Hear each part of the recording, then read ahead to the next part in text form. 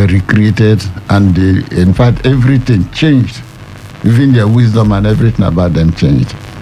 And people also saw the change that took place in them. And so in summary, they didn't have eternal life. They were not even Christians until after Pentecost. And that was why people also acknowledged that they were different from what they were before. Okay. So before, when Jesus was arrested, they all ran away. But this time, when the same Sanhedrin they feared, they called them. They were bold enough to tell them that we'll obey God rather than do anything you like. We're no more afraid. So what's the reason for the difference? The Holy Spirit? Yes, because the conviction, or the knowledge. Yes, okay. the knowledge that they are across the road, and they sit down and they keep their camera and he's showing where he's receiving money or collecting money from people and putting it in his pocket, or he's putting it in a nylon bag and putting it under the vehicle. You know, when you have a video with such evidence, it's not taking his picture, that you have no evidence on that. But when you have evidence of people seeing him collect money, you understand, that's the best way to go about it. Or maybe he drags you to ATM. Some of them don't even know that the ATM machines have camera. They drag you there and they are threatening you in front of the camera of the ATM. Those are the kind of evidences you need. You don't just go, someone tells me, Dave Roberts was seen, you understand, beating up somebody on the street. I remember a governor from the southeast who was accused of flogging people. You know what happened? Someone went inside his car and was videoing him through the windshield where he was flogging people. Yeah. You understand? That's an Civil evidence servants. of what they are talking about. But if you keep saying without any evidence that this man actually flogs people, there will be no, you cannot really defend it if you don't have those evidence, and the authorities will come after you. There are some people who do investigative journalism. Some of them you already know. When they come out with their reports and the evidence, you find out that the authorities begin to struggle to try to defend themselves because they know that he has proven that what he's saying is actually fact. And now, is either some persons are trying to silence him or they send some attack dogs against him. So most times when you're documenting facts on, human rights abuses, because social media is one of the internet and social media is one of the best tools to use. What you need to do is to make sure you have evidence of that human rights abuse. Not after they finish beating the person, you say, he was beaten by a police officer, but there's no facts to that. And at the same time, tech has come to stay around the world and is going to help to solve some of these challenges of human rights abuse. How can it do it? The essence of drones, the essence of CCTV cameras, all these are linked to tech.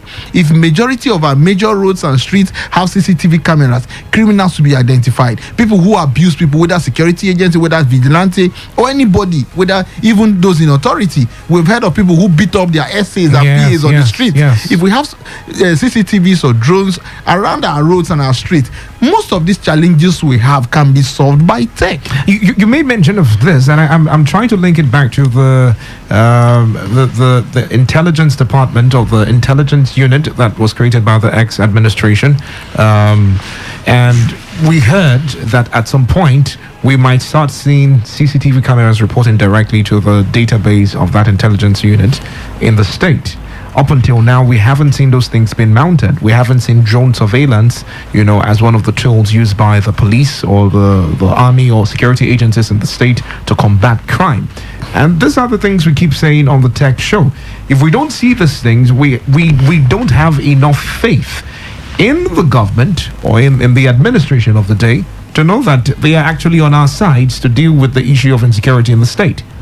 Now, one thing you need to know is, it's just like when we talk about broadband penetration, like when we talk about fully digitizing the NIN process, the passport process, and at the same time, the INEC portal fully making it, digitizing the whole process. Now, most times when it doesn't favor those in authority, they tend not to put that effort to implement it. That is one of the challenges we have. Now, if you're able to digitize some of these agencies or some of these processes, you find out that some of them will lose out. If we fully digitize the NIN process and the INEC process, linking them together and making sure they work hand in hand, we'll be able to know who is a Nigerian and who is not a Nigerian, who is registering to have a voter's card. Because of this, things like the broadband penetration, we can be slow on broadband penetration because the more broadband penetration we have in Nigeria, the more the digital process will be getting to those rural areas. And when they get to those rural areas, you can't lie to them anymore. So these are some of the challenges. We talk about how long it takes to get passports, international passports at the immigration office. A lot of people have complained there's the fee for express, there's the fee for the normal one, but it's straight through the same door. When you pay the fee for express, your passport can come out in 1 or 2 or 3 days, but when you don't pay that fee, you follow the normal process and your file will be kept at the back. So these are some of those challenges. When you fully digitalize these processes, the moment you digitalize these processes, you find out that those people who work in that particular place, who find it easy or possible to cut corners in terms of making extra money, collecting bribes from people, they will now concentrate on the job they were recruited for. So there will be no more room for them to be able to do some of these things. This is the reason why I think that there is this deliberate act to slow down technology penetration in Nigeria, not to expose, even in the educational sector. A whole lot of countries have introduced technology in their system. In Nigeria, it is still very slow. Apart from the private school, where are you seeing the computer labs in government schools, in primary and secondary, even in the university? How many universities can really boast? I mean, government-owned universities, state and federal, can really boast of a befitting computer lab where students are able to learn modern.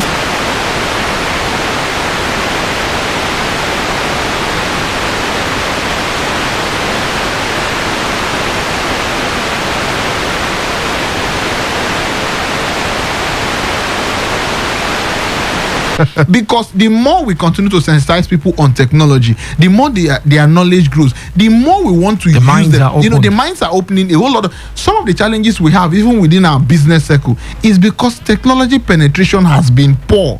Many people are finding it difficult. They even find it jittery. So many people link technology to fraud. They think that everything about technology has to do with Yahoo. Once they know that you know how to use the computer system, you are seen more like a scammer. So that notion has to leave people. Even when you ask some people that you want to transfer to them, it's a problem. They feel that that you want to transfer to them is different from them receiving the money. You know, this idea that a typical Nigerian has to receive his money cash. You know, there's this joy Nigerians how do we even call it?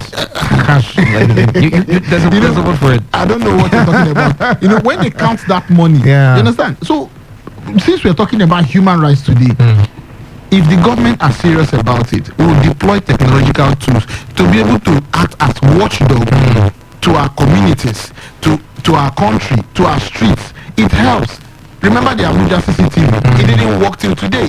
It was never installed. We keep talking about it. Nothing happened. Nobody's probed. That is gone. So these are some of the challenges. It will aid the security agencies to also curb insecurity. A young man walked up to me one time and told me, I developed something, a traffic system that can be able to... I remember him. Identify cars that are speeding, you know, going past the speed limit, cars that are stolen, you know, monitored. It has a solar panel that is powering everything. And look at this project. The government wouldn't see things like this and invest. Rather, but we're not saying they're not doing enough. But we want them to do this. When we want to have surveillance, we want to have drones. We want to know that we are, you know, taken care of by the government of River State. Quickly, because of time, let's touch on the tech skills for today. The year is coming to an end. Any end of year bonanza tech skill that someone needs to just know? Yeah, Dave, you remember last week I talked about the training, the free training, where we said somebody has subsidized the prices. It's very, very affordable. And the training is going to be focused on social media marketing, graphics, and basic computer softwares. Microsoft Excel, Microsoft Access, and the rest of them. Now, Excel is one of the foundation courses for data analysis. So if you get to learn these things, it will be to your advantage, because by next year, you now up your game from there. And you could even make use of this one if you learn them now. So this individual said, he wants to see how he can support the Today's Tech community, for those who listen, to see how he can be able to help people get more tech skills added to themselves. So what he did was to subsidize it and make it very, very affordable for people to go and study. So that's the reason why we say, okay, let us all do this. For people who are interested in adding tech skills to themselves, added to whatever you're doing and all that, or you have kids at home, or you have relatives and all that, you want to engage them, this is that opportunity you should engage them. You understand? For this person to come out with his money to subsidize what, you understand? should be going at a very high cost and subsidize to a very minimal price, which some people indicated interest last week, and some of them have started there. All right. Because I visited on Friday or so, and I found out that wow, some of them are really serious. Some of them said, oh, they will get back and all that. So for those of them who are listening, tech is very important. You need the skills. You need to learn those tech basics, social media marketing and graphics. You will even as for someone who is an entrepreneur, it will help you for advertising your business and also creating alternative source of income for you. So since it's for the Today Text family, if you are interested in paying that subsidized fee and being part of this training, because it's going to happen before the Xmas period. Some classes are already going on now. There will be another batch. So the class will be regular. So we'll do it like that till January. You understand? Till the number of people he has subsidized the fee for are out. So if you are interested, send a WhatsApp message or a text message to the official Today FM number, which is 0701 933 9962. 0701 933 9962. What we said is WhatsApp or text messages, not calls. So if you're interested in learning those basic tech skills, basic computer skills, graphics, and then social media marketing skill, if you are interested, it comes at a subsidized rate, very affordable. Just send a text message or a WhatsApp message, and they will get back to you, so that of the Today FM community, so community, you will be part of that training, and that is the best way to go about it. So if you're really serious about tech, this is the opportunity you're looking for. I think this is that end of year gift you can give anyone, your child, your husband, your wife. No one is exempted. Okay, so reach out to us. You'll be added to the Today FM tech community. We have a wide array of a lot of tech skills. So many opportunities will be coming up. This is just one of them. And one thing again, for those who take advantage of some of these subsidized opportunities, so when other people get to bring the scholarships and all that, we would also look at them as the serious people and we'll push it to them. So whenever you hear us bring up these opportunities, do not miss them. All right, the number again, 0701 933 9962. 0701 933 9962. WhatsApp and text message only, please, because some people end up calling. WhatsApp and text message only. Kelly would pick, or Maxwell would pick. So send a text message indicating that you want to be part of the Today FM tech community, and would reach out to you and have you scrutinized to know if you're serious enough to be part of it. Get this offer. All right, it's time for us to go. Any last words for as the year winds down? That's the right English to use. As the year winds down, you reflect on how far you've gone with your tech skills, and you set your goals for next year to see what you can achieve and what tech skills you need. You could start from the ones we just mentioned, and then you can grow from there. All right, for me, don't miss this opportunity to grab yourself one last gift. Right? Get yourself one tech skill and then watch yourself soar in the year 2024. Follow me on social media, David Melford Robert on Instagram. I'm particular about my Instagram handle, so just go to Instagram, search for David Melford Robert. For Paul Chimodo on P Chimodo on Instagram and Twitter. So as an X person. And then for Today FM 951. On YouTube, Today FM 951 Live. Subscribe to the handle and be part of our YouTube community. Stay tuned. At the top of the hour, the news update comes up next.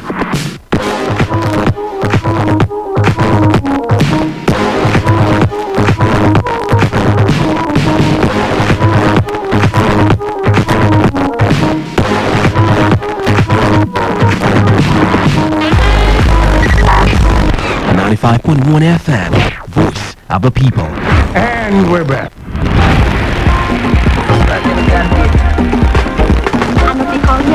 Hello, season's greetings.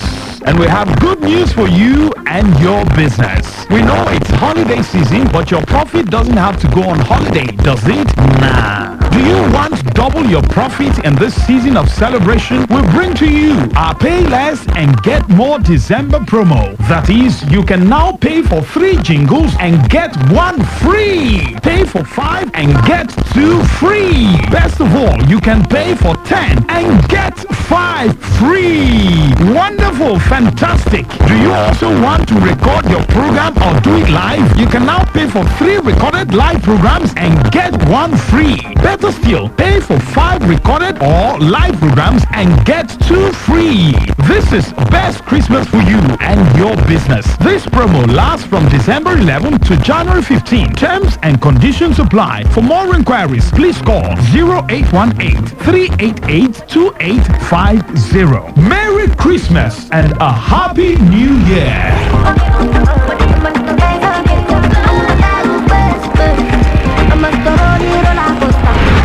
This is Today 95.1 FM, Port Harcourt, voice of the people.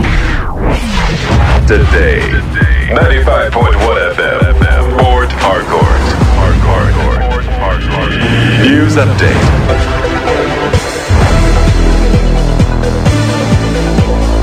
Good afternoon. Many thanks for joining us. This is News Update on Today 95.1 FM Port Harcourt. I am Lucky Maxwell.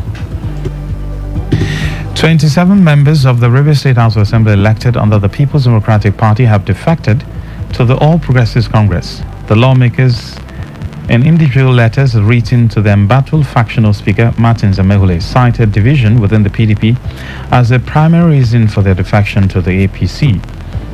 The affected lawmakers, who are said to be loyal to the Minister of the Federal Capital Territory, Nyesom Wike, reportedly held plenary earlier today under tight security where the decision was taken. In another development, the House gave second reading to the Rivers State Local Government Law Amendment Bill 2023, which was sponsored by the Leader of the House and member representing Akokotoro Constituency 1, Honorable Majority Jack. Debating on the bill, members were in one accord as some sections of the principal law, which are repugnant to democratic ethos, need to be amended to ensure that elected local government officials are not at the mercy of whims and caprices of any single individual. The Speaker, Right Honorable Amehule, committed the bill to the House Committee on Local Government to conduct public hearing and make further legislative input within 2 weeks.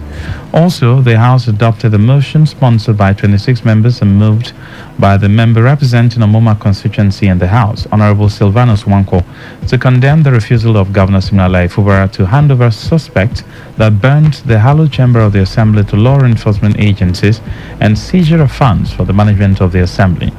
Adopting the prayers of the motion, the House in strong terms condemned the brazen and unlawful attack on members on the River State House of Assembly as an institution and called on Governor Fubara to, without further delay, hand over Right Honorable Edison Ehie, Mr. Chijoke Huo, and other suspects associated with the raising down of the Assembly chamber. The House further called on the Governor to immediately release funds meant for the management of the Assembly for the month of November 2023, stressing that henceforth the House will decline requests from Governor Fubara for approval since his actions are no longer in tandem with the provisions of the 1999 Constitution as altered and other extant laws of the state. The John National Congress has called on President Bola Tinubu to prevail on the Minister of Federal Capital Territory, Nyesom Wike, and his loyalists to stop their moves aimed at removing the River State Governor Siminalayi Fubara from office. The INC also condemned what it labeled as open support by security agencies for the Martin Zamehule-led faction of the state lawmakers loyal to Wike, whom they gave protection to hold a sitting against a subsisting court order. The INC, in a statement signed by its president, Professor Benjamin Okaba, said it is curious that despite previous interventions of Tinubu and other critical stakeholders, Wike is bent on ensuring the impeachment of Fubara. Retired renowned broadcaster with the Nigerian Television Authority, NTA, Aisha Bello, is dead. However, details of the cause of death were not disclosed. She will be buried today after a funeral prayer at the Central Mosque in Abuja this afternoon. Aisha retired from active service in May 2022, ending 35 years of a stellar career in broadcasting. The Julius Abure-led National Executive of the Labour Party has dismissed speculations that the party is or was involved in talks with either form a coalition or merge with any other opposition party. The National Publicity Secretary of the party, Obiora Ifo, said this in Abuja. He spoke in response to speculations that the party was involved in such talks with a select group of opposition parties. Ifor explained that the party's leadership was neither approached nor was it considering such a move. He also said those peddling rumors that the Labour Party endorsed a new coalition of opposition political parties were a group of individuals who were desperate to derail the party's rebuilding efforts. On the foreign scene, Rishi Sunak is battling to keep his grip on power amid a rebellion over his Rwanda migrant bill, with some Tories reportedly plotting to remove Boris Johnson as Prime Minister. Reports say an ambitious purported plan could also involve installing Nigel Farage in the House of Lords to act as Johnson's right-hand man in a dream ticket to woo voters. Tomorrow, Rishi risks an embarrassing defeat in a Commons vote on laws he says will allow the UK to send illegal migrants to Rwanda. Critics in his party say the bill is just not tough enough to deter the thousands who make the perilous channel crossing in small boats each year. And that's the news update on Today 95.1 FM. Good afternoon, I'm Lucky Maxwell. Today's news, today's entertainment, today's sports, today's issues. Today on Today 95.1 FM, Port Harcourt. 5, 4, 3, 2, 1. Let's take you into a realm, another dimension, a reality of higher intelligence, discovery, and quantum possibilities. Tune in every Monday, 1 p.m. to 2 p.m. on this station and be part of this journey as we address issues that relate to you and your tech life. It is Today's Tech Show on your premium talk, news and sports station. Today, 95.1 FM.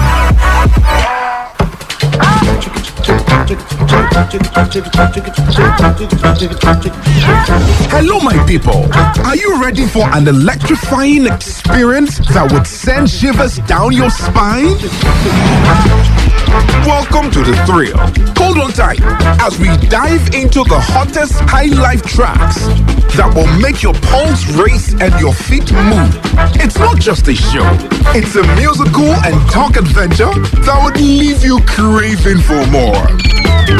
Ladies and gentlemen, welcome to the thrill. Mondays to Thursdays, 9 p.m. only on Today 95.1 FM.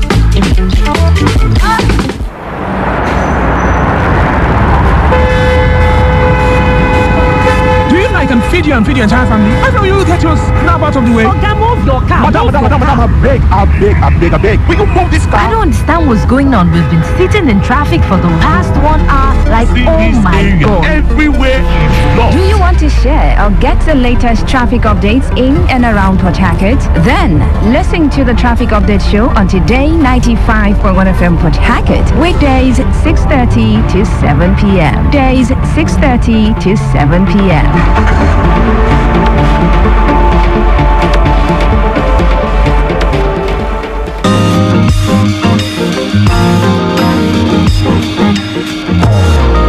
Infertility is a global issue, especially in Africa, as it affects the relationship between couples and families. To get all the requisite knowledge on how to preserve your fertility before and after marriage, join Dr. Dolapo Shitu on Fertility 101 every Sunday at 7:30 p.m. on Today 95.1 FM. Fertility 101 with Dr. Dolapo Shitu every Sunday at 7:30 p.m. Don't miss it. This program is sponsored by Sheltered IVF and Fertility Center, Port Harcourt.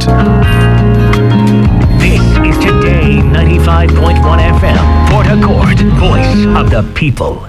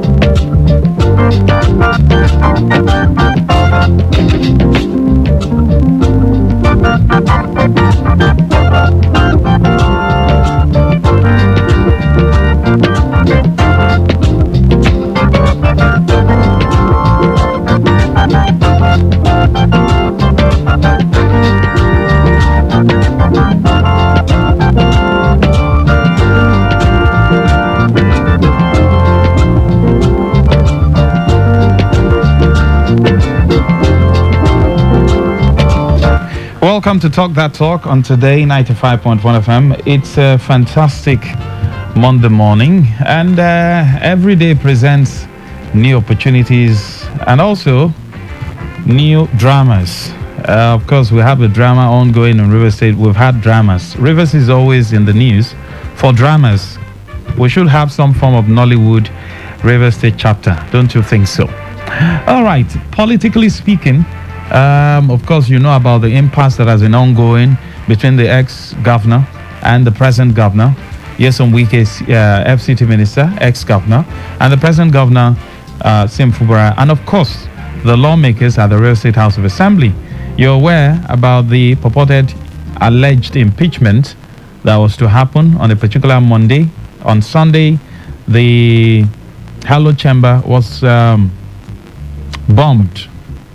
And then you all know about what transpired next, how the father and son narrative came on board. And of course, the fight is still on. But recently, we woke up this morning to hear that during plenary, 27 members of the State House of Assembly elected under the PDP have defected to the APC. The lawmakers, in individual letters written to the embattled factional speaker, Martin Samehule, cited that there were divisions in the PDP, and this is the primary reason why they are defecting to the APC. You also know, because I wanted to put 1, 2, and 3 together, you also know about how the National Working Committee of the APC at the federal level dissolved that of the state level, and how Tony Okocha came on board. And of course, if you can put 1 and 2, you talk about the relationship between Tony Okocha and the former governor, Nyesom Wike, and they're having speculations. Does it mean someone else wants to take over the structure of the APC here in River State? And then now, the 27 lawmakers defecting to the APC. Would you be able to put the strings together and then be able to dissect what's going to happen tomorrow? But we have joining us, we're going to look at the legal implication of this. Having been elected under a particular platform, being the PDP, is it on what condition can one just defect to another party? If those conditions haven't been met, what should be the penalty for these elected officers? And these defections of theirs, does he have anything to do with the political impasse here in the state? We have Barrister Kenneth joining us via telephone. Good afternoon, sir. Yes, good afternoon, Maxwell. It's my pleasure to join you this afternoon. Yes. Firstly, let me thank you, because I know you're very, very busy. The first time I called you, you just came out of the courtroom. Thank you for finding out time, to join us on the program. Let's look at the what has been happening. Of course, I know you've been following development that has been happening in the state, and of course, you are a son of the soil also. Firstly, these lawmakers are loyal to the FCT minister, and they have defected from their party, the PDP, to the APC. Let's look at the legal implication and on what condition can one probably defect from one party to the other. They have cited division within the PDP as a primary reason for their defection. Yes, Barrister.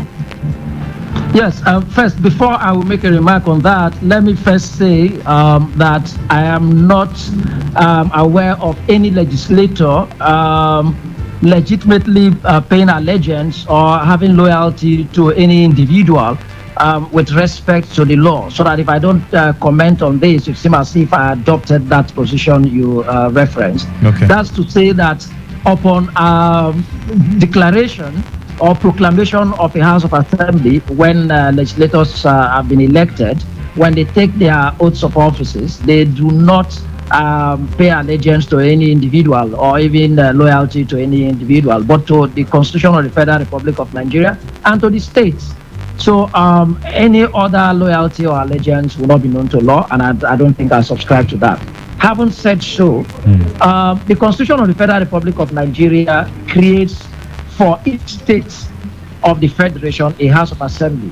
And then particularly when it comes to the tenure of members of the House of Assembly, of course, it suffices to say that We know that the House of Assembly will compose of persons who were elected to represent constituencies, and then to also say that they are elected for a term of 4 years in the first instance. They will be re-elected for another term, and they have provisions also for qualification and disqualification and what could take you out of the House. But precisely in this context, Section 109, that is 109 of the Constitution of the Federal Republic of Nigeria, talks about the tenure of seat of members of the House of Assembly.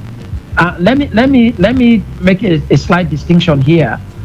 There is a difference between the tenure of the House and the tenure of a member of the House of Assembly. Now, Maxwell, the tenure of the House is 4 years from the date of proclamation of the House until another 4 years. So, for the legislature, the tenure is collective in the first instance. Generally, it's collective. That is, if a person becomes a member of a House of Assembly or a National Assembly after the proclamation, that person's tenure is tied to the entire tenure of the House. So that even if you came into the House 1 year into the life of that House, meaning you stay in that House for 3 years and you go out with everybody. Okay, there won't be any extension. There won't be any extension for any individual, even if you, for whatever reason, whether by litigation or for a recall of a member of that legislature from a constituency and another person was re-elected, or by reason of death and another person was re-elected, you would not say you are 4-year tenure, and so even when your House is dissolved, that you stay. No, it's not. The tenure of the House is collective. It's 4 years from proclamation to another proclamation. However, for a member, when they say tenure of a seat of members, it is in respect to the individual member representing constituency. What are the circumstances that can make such individual representative lose his seat or his tenure coming to an end?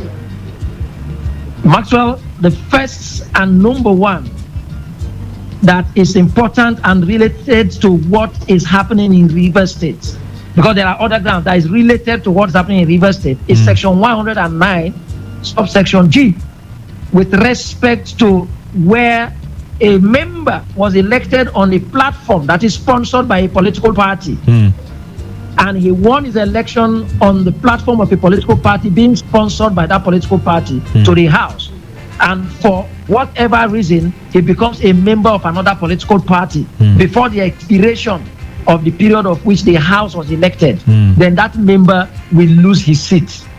I think this is known by everybody. It's common knowledge. That's why when you introduced the discussion, you said the members of the Rivers State House of Assembly who declared their change of political party today, moving from the platform, the political party that sponsored them during the election, that made them qualify. Because recall that qualification to be elected to the Rivers State House of Assembly or any House of Assembly or any elected position in Nigeria created under the Constitution includes sponsorship by a political party. Apart from the issue that you must be a Nigerian or a citizen of Nigeria, you must be educated to a certain level, and then of course you must attain a certain age. The one fundamental requirement for qualification is that you must be sponsored by a political party. So it applies also to all members of the legislature. Now, when you were sponsored by a political party at the time of election and then you assumed your seat under that platform, if for any reason during the expiration, that is before the expiration rather, during the term of that House, you move from that party to another party, you should ordinarily lose your seat. And meaning that your tenure comes to a close, to an end. And it means that you should leave the House, leave the legislature. Now, the only ground that any legislator who is defected will raise, and if truly and validly so established, that will excuse that legislator to leave one political party to another, particularly the one he was elected and sponsored him to a new one, will be on a ground where that political party that sponsored him is in disarray. Disarray to the extent that it is not just a conception, it's not a perception of an individual. In fact, it shouldn't even just end at the level of concept, but it should be clear that there is palpable apparent disarray, fractionalization, different leaderships, right? And perhaps beyond that, physical, if you like, demarcation and such a level that you can imagine whether there is an identifiable structure of that political party. You can imagine the extent to which I have described the scenario, so that it is distinguishable from a scenario where it doesn't really exist, but somebody concocts. Okay. Now, how do we decipher where such scenario arises? Master, there is only one political party in Nigeria. I mean, in respect to any of the political parties. The existence of the political parties at state levels and local government level is for administrative convenience. That is to say, the Constitution of the Federal Republic of Nigeria that provides for political parties, I think around section 221 and beyond, is to the effect that political parties shall be registered by INEC, and it's just one. So the recognition of political parties by INEC is the national party as one. Even the requirements for you to be qualified to be registered as a political party or any body, any association, will include that you have a national coverage, and then you have a national leadership and a constitution. That's just one constitution. I'm laying this foundation to the fact that, to the best of my knowledge, majority of the political parties that sponsored candidates to the legislature at the National Assembly and the respective states are the parties that are known and registered by INEC and seem not to be in that extreme, if you like, extreme conflict or disarray to the extent that they will say it justifies the cross-carpeting of any member of the National Assembly or of a state. Now let's come in context in Rivers State. To the best of my knowledge, I am not yet in a position to justify whether their defection is appropriate or inappropriate. But by what you stated, that the reason they advanced in their letters of defection was that their political party, which of course is known, all of them were sponsored by the People's Democratic Party. And they were elected on that platform. If I'm not mistaken, I'm not sure that we have another sponsored by another political party. And it means that they are alleging that the People's Democratic Party is in such visible and palpable disarray to the extent that they probably have divisions of the People's Democratic Party. And let me dare say, not at any state level. Like I said, there is nothing like PDP River State or APC River State or ABGA River State. There is only PDP and there is only APC, there is only ABGA, there is only Labour Party. Just one. So the disarray that will be countenanced will be the disarray at the national level. So I don't know how many PDP chairmen that we have. I don't know how many leadership structure of the PDP that we have. I don't know how many secretariats of the PDP that we have. I don't know what crisis, very serious crisis in the PDP that we have. Like I said, I don't know, so I wouldn't be able to justify whether the defection on that ground is appropriate or inappropriate. But if they advance that argument, then I think moving forward, because we have a right to interrogate all of this. We're talking about the Rivers State House of Assembly, for goodness sake. And these are people that have already been elected by the respective constituencies in the state. And the reason they elected, we mentioned yesterday in our press conference, is to make laws for good governance in Rivers State. So if anything is happening in the House of Assembly that impedes the smooth proceedings and processes in the Rivers State House of Assembly for the purpose of making good laws for good governance and oversighting the activities and functions of the executive, then we should all be concerned.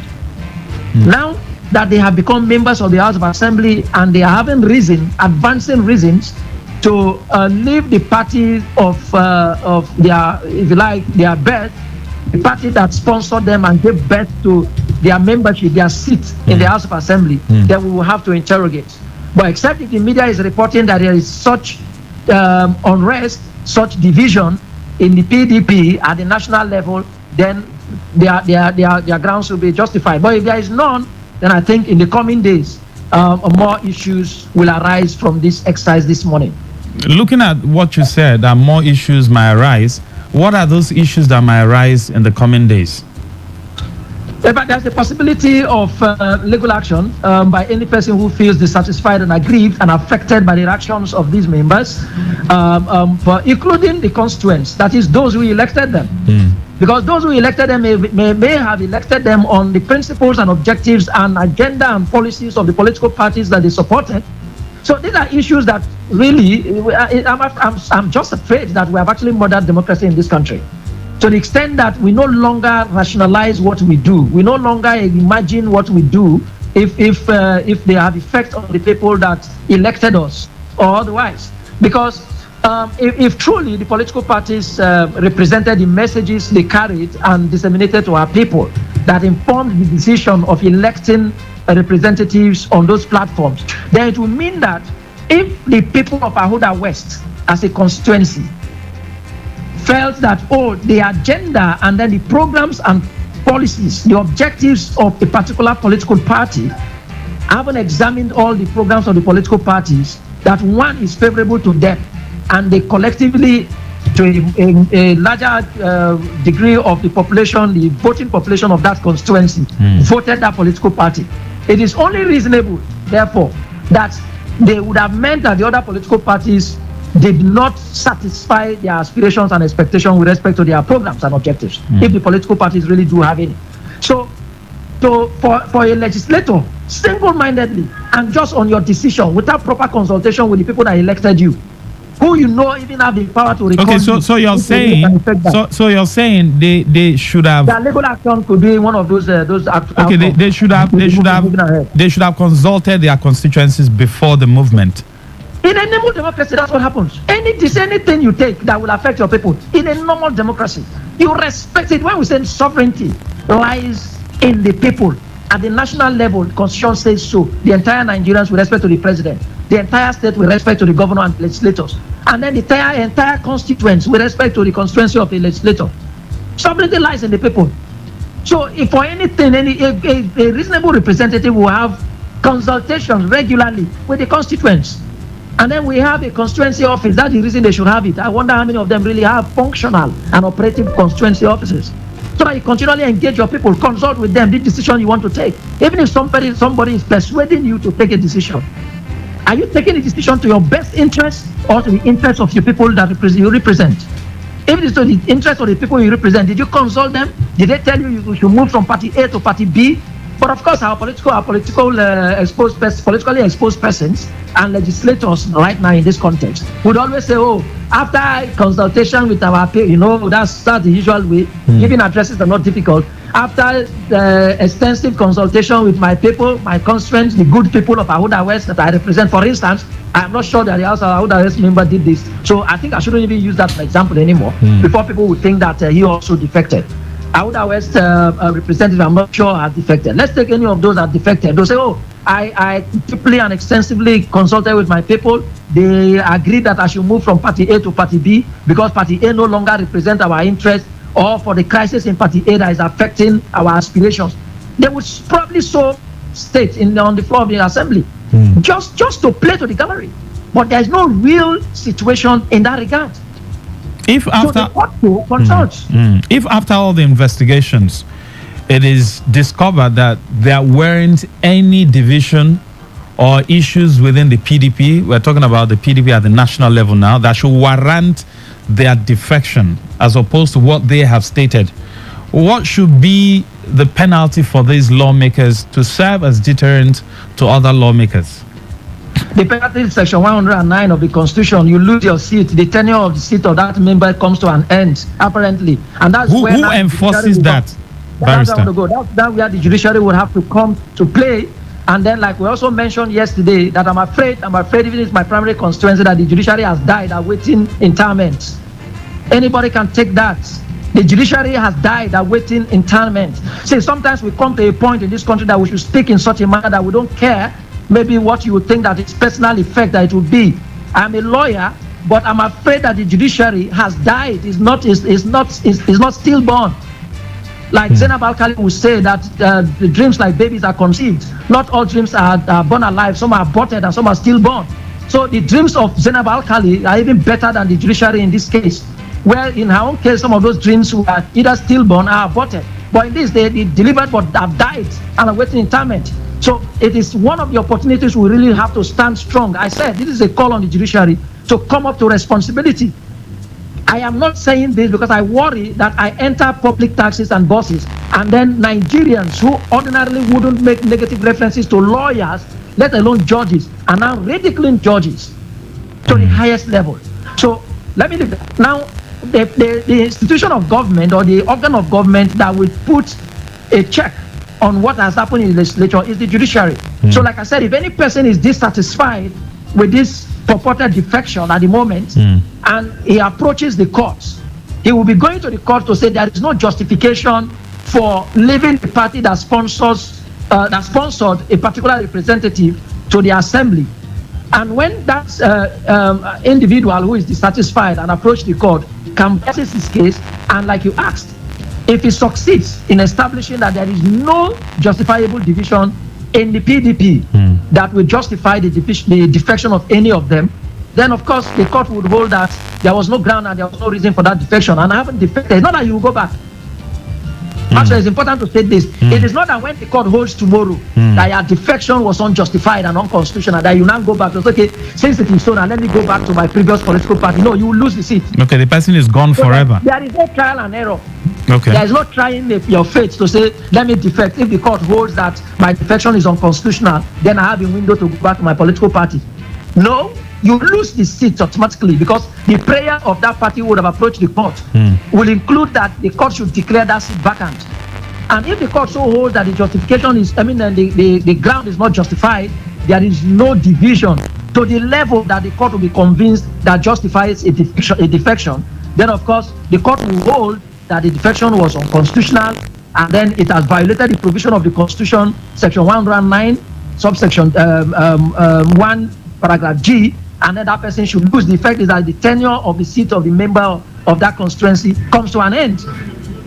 Let's look at recall. Can recall be done by the constituencies of these lawmakers that have defected at this point? Now, what justifies a recall? A recall is a situation where the constituents of a constituency, that's the people who elected a representative in the legislature, feels dissatisfied, right, in the actions of that representative, either whilst in the house, in the political party that sponsored him, or in any way they lose confidence in that person. The power that the constituents have is the power of recall. So including this kind of, like I analyzed earlier, if the constituents voted a particular representative today to the House of Assembly on the basis of the programs and policies and objectives of the political party that will satisfy their aspiration, and they are now worried that where this representative has gone to, they do not have any confidence that their aspirations will be met, depending on the programs and policies and objectives of that political party. They will therefore say that, look, you are not representing us well. You are not taking us to where we are. In fact, like they will say colloquially, you are taking us to where we don't know. So for that reason, they can say, oh, gentlemen, come back, so that we can re-elect somebody on a platform that can answer our cause and satisfy our aspiration. Then Section 110, which deals with recall, will be invoked. Let me bring you in. You have spoken as a lawyer, but I want you to also speak as a Rivers indigene who is concerned about what's going on. We can't separate this from the political impasse that is ongoing between the ex-governor and the present governor. Struggle for power, political territory, political structure, maybe for future purposes. Where does the governor stand in all these dramas? What do you think is the fate of the governor?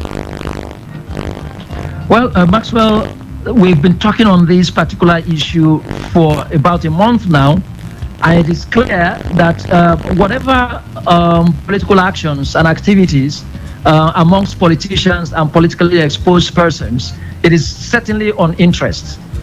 As a student of political science, a scholar of political science, the elementary definition of politics, some would say, though in some cases misapplied, is struggle for power to determine who gets what, when, and how. So all of this crisis in Rivers State, whether in the legislature or between the legislature and the executive, and amongst even the legislators themselves, it's about who positions himself in the stance to be able to decide who gets what, when, and how. And whether it's our resources, our collective resources, somebody wants to determine who gets when, what, when, and how. And then to always be in a position to do so. I don't know who that individual is. Now, apparently what you have asked, and then speaking as a Rivers person, I am worried, I am concerned about the unnecessary and avoidable impasse, the unnecessary and avoidable unrest and skirmishes and differences amongst persons who have elected as our leaders. What are they doing? Are they leading us, or they are fighting amongst themselves on personal interest, on lines of individual interest and selfishness, because I do not think that any of the reasons anybody has advanced has got to do with the collective interest of Rivers people. All we want is good governance. Is anybody fighting for good governance? No. Are they fighting in the House of Assembly, those who are struggling, scrambling as to who becomes the Speaker of the Rivers House of Assembly? Is it with respect to good governance for the state, to the collective interest of everybody, that will affect the people in Okugbo, that will affect the people in Kalaubogolo, that will affect the people in Udoda, that will affect the people in Ejoha, that will affect the people in Andoni, and all the rural communities far flung outside the city center? That is what we elected them to do. The governor and the legislators, good governance, reach out to the rural areas from where you draw resources. But unfortunately, that's not what they're doing. As far as I'm concerned, there is nothing happening in the Rivers House of Assembly that has got anything reflective and truly so of the interests of Rivers people. And that's a disappointment. Now, whether they are doing that in loyalty to the former governor of Rivers State is only known between them. The manner I analyze my own positions is such that what I don't know and I don't have concrete evidence about, I don't talk with confidence. It may be, it may not be, but that's been the talking point really since the last 1 month. And it's been on all our streets, in buses and in taxis, even when I commute. But if that is the case, and especially drawing from the comments and reactions of the former governor, Nyesom Wike, who is the immediate past governor of Rivers State, and talking about the governor of Rivers State and talking about his struggle to ensure that he maintains the structure he has built in the state. And there is no doubt, as a Rivers person who was in Port Harcourt here even pre-election and during election and just after the elections, that the governor, of course, at the time he was governor, had interest as to who became a member of the House of Assembly. I am not saying this. He said it. He said he procured the nomination forms for all of them. And that if anybody says he procured the form for himself, let him come out and say so and challenge him. I didn't say it. He said it. So it meant that that's probably one of the structures he said he built, and that he wouldn't accept and want anybody to dismantle that structure. So however he would fight to protect that structure, he alone knows. So I wouldn't want to go beyond this point, but if in his probably sincere and legitimate attempt to maintain his structure is affecting the progress and good governance in Rivers State, then as an elder statesman, I think he has to think twice.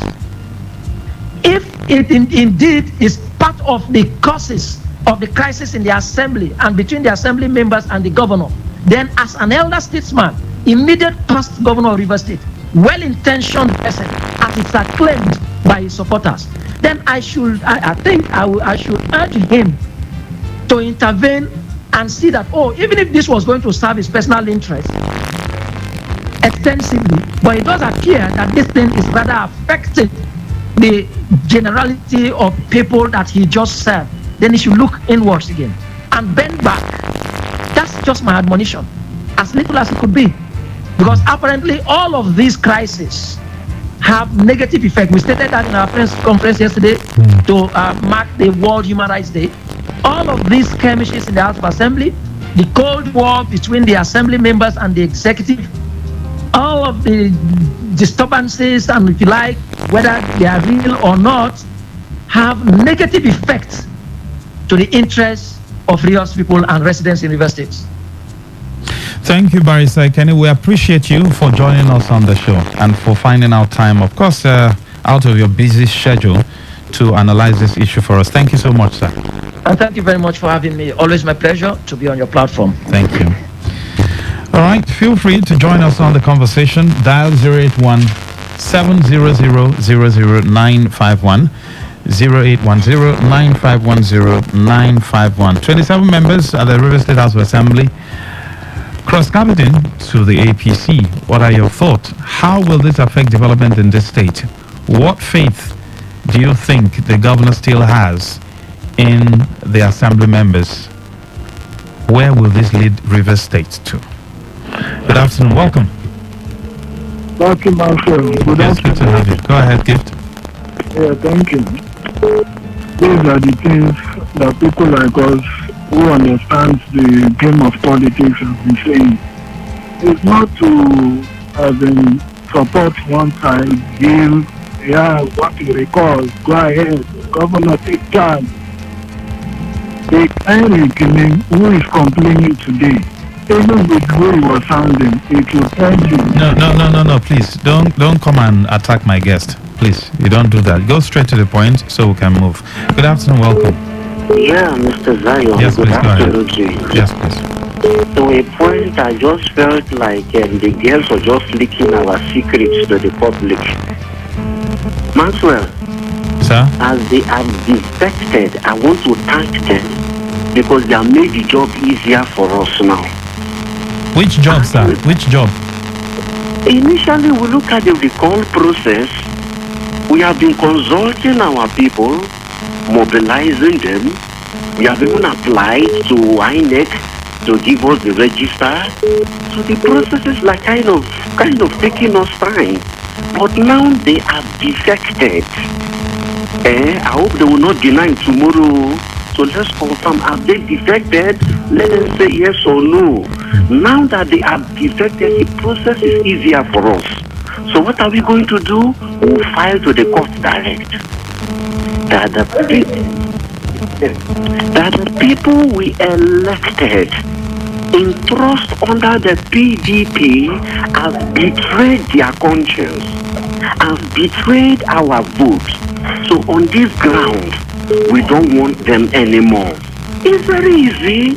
Yes, 90 days or 60 days, but I want to assure them, Governor Singh Ubara remains the governor of River State.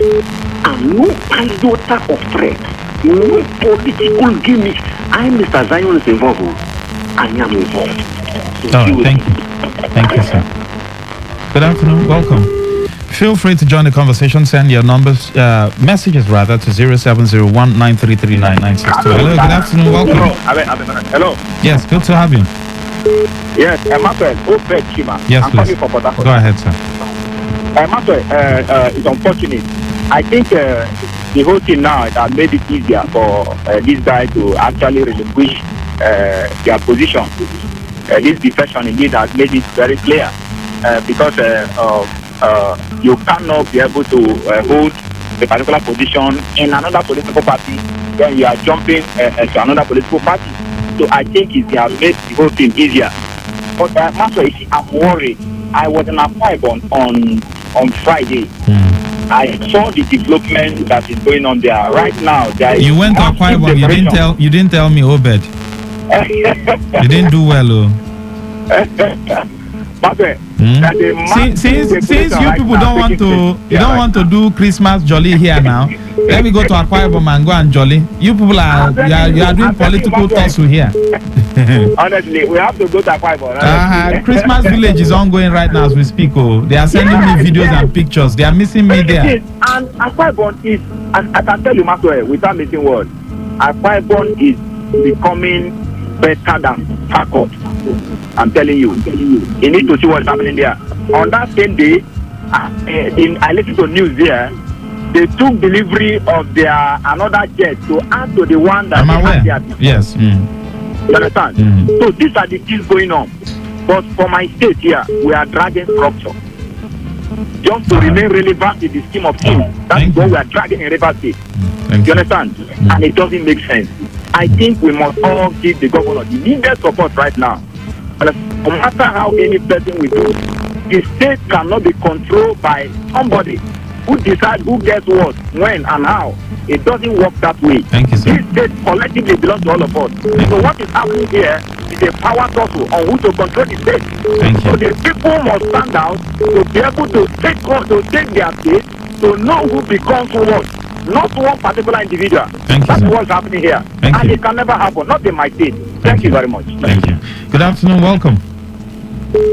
Hello, Maxwell. Yes, good afternoon, sir. Welcome. Good afternoon. This is Chisom coming from Port Harcourt. Yes, please. Maxwell, I think the governor finally has been deceived by these same callers.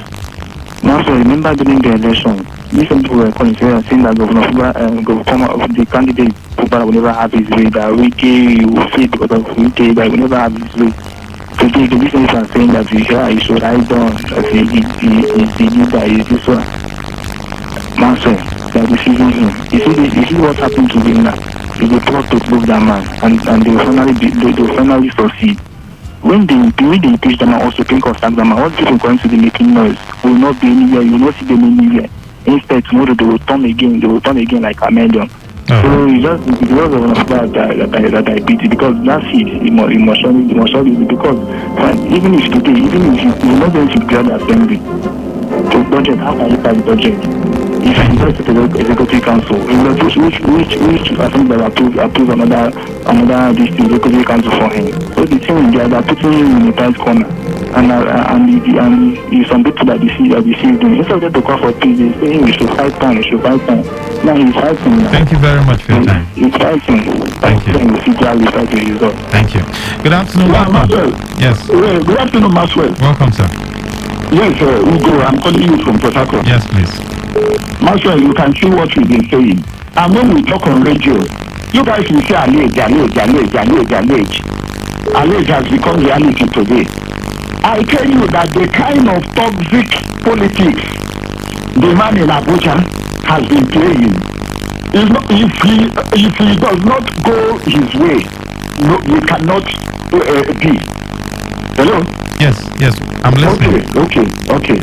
So, if he didn't get his way, he will destroy everything.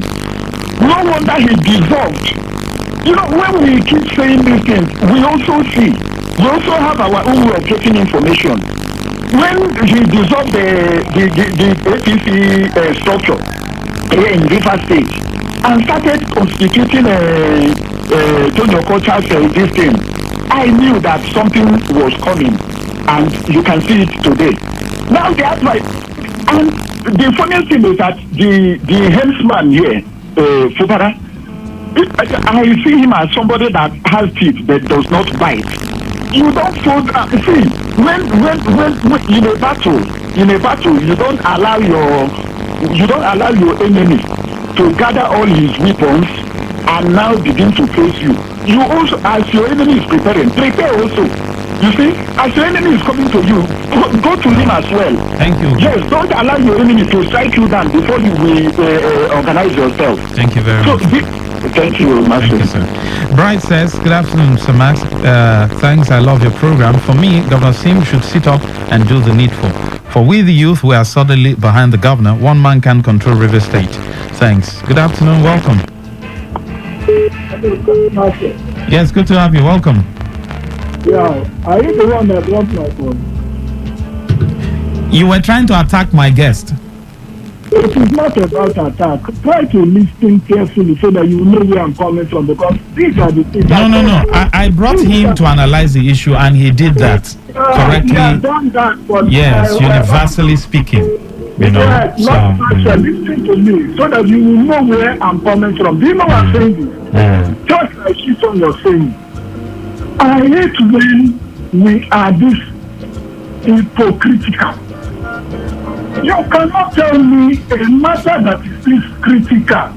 People will tell me, ride on, fight on, we'll record them. If I tell you the processes, you know. If you tell them now, okay, as you have called in, tell me the process of recalling somebody from the House of Assembly. 100 years to come, you cannot. And I will take anything with anybody. There is no way you can succeed in doing that. The constituencies might take it up and they will shock you. Don't you think so? Let me tell you something. Let me just give you a small example. Do you know that if you sign a signature, nothing else who is the House of Assembly member will come and tell you and dispute that your signature and go to court. And these people will be here until the 4 years will be over. The simple one. Then the judge will tell you, pulling units come and gather. Somebody will throw knockouts, everybody will scatter, everything will end there. Which of the police that will come and secure you to take care of that pulling unit for people to gather, pulling units to road and to local government and to the constituency? It's just people just talk. Thank you. If people are not making out, they should cool down. Thank you. Thank you very much. Well, constituents, you can I'm sure most of you are listening. You know, I've always said it, that the reason why politicians are misbehaving is because the people allow them to misbehave. I'll say that till tomorrow and I'll defend it. And Bishop Cook has said it, that Nigerians are enabling their politicians to misbehave the way they are misbehaving. Before the end of the show, I'll tell you what is happening in my street. We've not had light for the past 6 weeks, and we're trying to install a transformer. Let me even say it. The light chairman has been doing wuru-wuru with our money, but recently, they tied his hand. When I mean tied his hand, it's not as though they tied his hand physically, but they had to form another committee. They had a meeting yesterday. We're able to do the divisions, how much each houses will pay, and everybody agreed. And the money will be paid into a particular account, not his own again. 4 signatories in that account. The monies will be used to install the other transformers. So in the next few weeks, we can have electricity. That's because the people rose up. But see how politicians are messing you guys up. Rivers people. Newton Ikire says, so 27 of 32 Rivers House of Assembly members of the PDP stock defect to APC. Let me repeat. No be every country supposed to practice democracy. All right, thank you, Newton. Hello, good afternoon. Good afternoon. Yes, good afternoon. Welcome. Yes. Yes, God bless you. Robin Maga, the farmer. Go ahead, sir. Maxwell, you can recall that I have been shouting that the River State does not belong to PDP, APC, Labour, or any other party that matter. Do you see where we are? You imagine where we are. That these people are playing with the soul of River State. Can you imagine how these people have captured the system? You talk, you're threatened. I don't intend to attack anybody, but you can imagine someone who call and say if they gather at the unit, somebody will throw knockout on national, international. No, maybe he was just alleging. No, looking at the character of the average Nigerian politician, he was saying, what if that happens? That is good. That is the point, because they're everywhere. These people are everywhere. They're everywhere. This existing governor can be shot at, water cannon, tear gas, and nothing happen. What he says, my guy remain my guy. But let him remain his guy. But before I hang on, I have told us that when once a father and son take their fight in the village square or market square, the fight becomes a public fight. That is where we are. Today, 27 presidents are saying they are now APC. After they have captured APC by putting Tony Okocha as the chairman, one man. Let's see how it goes. Thank you very much. Good afternoon, the farmer. Thank you. Hi, Maxwell. The defection of 27 lawmakers in Rivers State is immaterial and of no use to Rivers people. If they like, let them defect to Sambisa Forest. We don't care. That recall process is in progress and inevitable. Since 27 of them have no other job other than politics, the sitting of 27 lawmakers is a waste of time, laughable, nullity, illegality, and disobedience to court order. So Rivers State Speaker, House of Assembly, Right Honorable Edison here and Simfobra should not be afraid. Rivers people are strongly behind them. Simfobra should not pay them any allowance, salary, or dime. They will stay without salary until we finish the recall process. All Wike wants to do is to make Rivers State ungovernable for Simfobra, but it will fail. Jerry, thank you. This one says, he who pays the piper dictates the tune. Neither Governor Fubara nor any of the 27 lawmakers that defected to APC have a voice of their own. Fubara will go. That's all. Holiday, thank you. George from Igruta, it says, the interest of River State is being trampled upon in this particular scenario. This will continue to hinder the smooth running of River State. This one says, Maxwell, please, who is we? I don't understand. Maxwell, please, what is going on in River State is very unfortunate. There is underground politics going on. When a Supreme Court judgment in River State, the state should be given to neutral party like Labour Party. He said there's political underground. That's how politicians don't sleep now. Do you know it's the citizens who sleep? While you're sleeping, politicians are working to take what belongs to you. You don't know. Melody says, the dial is cast. Arise, O ye youth of River State. Go beyond threat and reinforce your worth and value. Prove that indeed the power belongs to you and your voice is the voice of God. Recall them, recall the lawmakers that regard not the people. Recall the selfishness of one man. O ye youth of River State, arise so that never again shall politicians play with your precious mandate. The greed of one man can't be more than the interest of the treasure base of the nation. This one says, good afternoon, Maxwell. Let me reiterate, if the reason for this their defection is to impeach the democratically elected governor of River State, then they are hitting the rock. The earlier Yusuf Wiki realizes that he is no longer and can never again be governor of River State, the better for him. I wonder what Martins Amewule and his boys will gain if they impeach Sim Fubara. What a shame. Ikowan Prince Chuke Maka, thank you. Good afternoon, Maxwell. Rivers lawmakers' defect to APC is a good move in the right direction. Now the governor will know how to put his house in order. It is always better to face challenges directly rather than facing it indirectly. Former Governor Wike said he will show Governor Fubara that Wike, knows how to play politics, and that's exactly what's going on. Governor Fubara should wake up from father and son politics and do the needful. Alfred from Iwafe, thank you. Ken says, Ken, calm down. That doesn't work. Good afternoon, Maxwell. Governor Sim should equip himself with men that matters to win his battle, not these media jobbers looking for what to eat. You don't win power tussle issue by calling radio station. One more step to remove the governor. DK from Port Harcourt, she sent in that one. Let me just take some more messages. Hello, good afternoon. Your last caller. Maxwell, good afternoon. Yes. Go ahead, sir. Right. Yes. Yeah. I think your guest didn't point out section 109 subsection 2 of the 1999 Constitution. It is not the court that decides for a member who defected to vacate his seat. I want to read that subsection 2. No, he said people will go to court. Anybody that goes to court, the court does not have power in this according to the Constitution. That's why I want to read it out. That subsection 2 of section 109 says, the Speaker of the House of Assembly shall give effect to subsection 1 of this section. So, however, that the Speaker or a member shall first present evidence satisfactory to the House that any of the provisions of that subsection has become applicable in respect of that member. It is not a court matter. It is a House issue. So if a member defects, he is vacating the seat. He lies in the House. It is not going to court. It's not anything. I want to point it out so that we don't go back to paint the court black because of some of the cases that are happening against the court.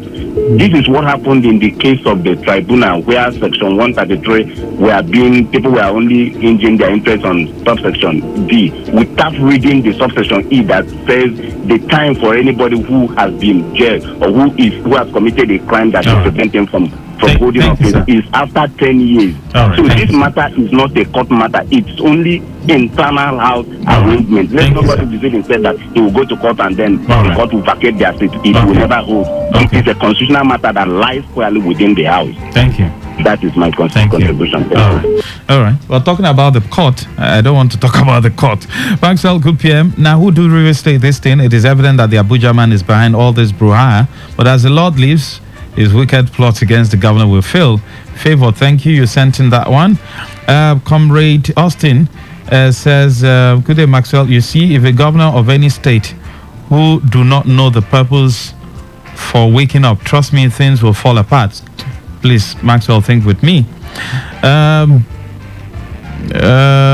This one says, Max, the action of the River State House of Assembly men is in response to the On Your Mandate We Should Stand Jagaban song sang in Abuja last week by the man that bought expression form for them all. This is the beginning of the ill wind that will not blow anyone any good. Too bad. From 2 Timothy, thank you. Maxwell, greetings. We voted these assembly members through our constituencies and they all won their elections. Now that they have dumped PDP to APC without consulting their constituencies that voted them into power, the time to recall them back is now because they cannot take our mandate to another political party. They can't take us unaware with our mandate. Maxwell, the relationship between Wike and Tinubu may not last. The thank God ability at Webu. Well, what's my business with their relationship? It's benefiting all of them now. Max, these house members that defected have shown that they are not in the house for the good of various people. Max, when I was in primary school during March past, that sponsored them to the stadium.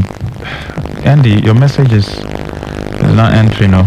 The security agencies are quiet now until the youth get angry and take to the street. They will begin to show their power. They always stand with our professors. Skippo. When two elephants fight, the grasses certainly will suffer. Pray the happenings will not throw River State into anarchy in the coming days. Mr. Son from Ubibo, thank you.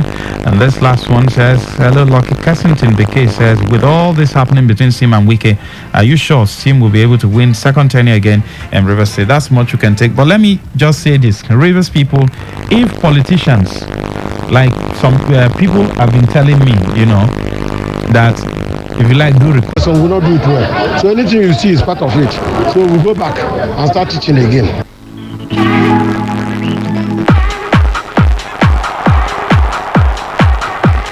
Well, the man has multiple surnames or aliases from panel beater to a man who can instruct these days. The coach of Abia Warriors, his name is Erasmus Onu, speaking after the Oriental Derby, where Yimba International edged down Abia Warriors by 2-1 at the Elephant Park. At this point, Fatah should even stay on the job.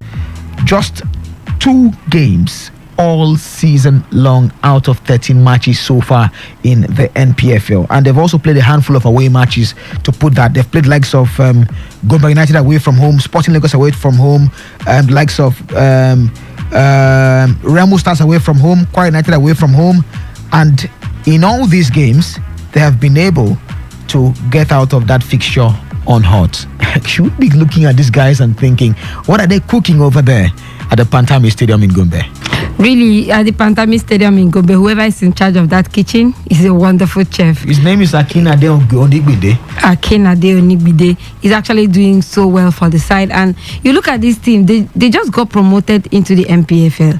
And I think they're even doing better than Remo Stars did when they came into the MPFL.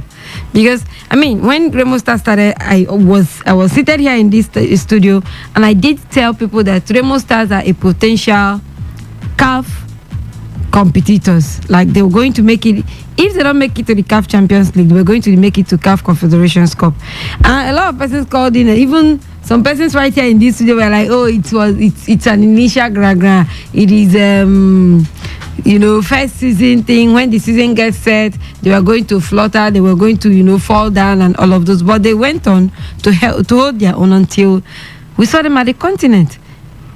Now Doma United have come in. We're still looking at them like, oh, don't worry when the season starts. But look at they've done so well for themselves. Out of 13 matches, they've had just 2 losses so far. That's to tell you that these people are ready for the MPFL. I won't be surprised if we see a repeat of what happened with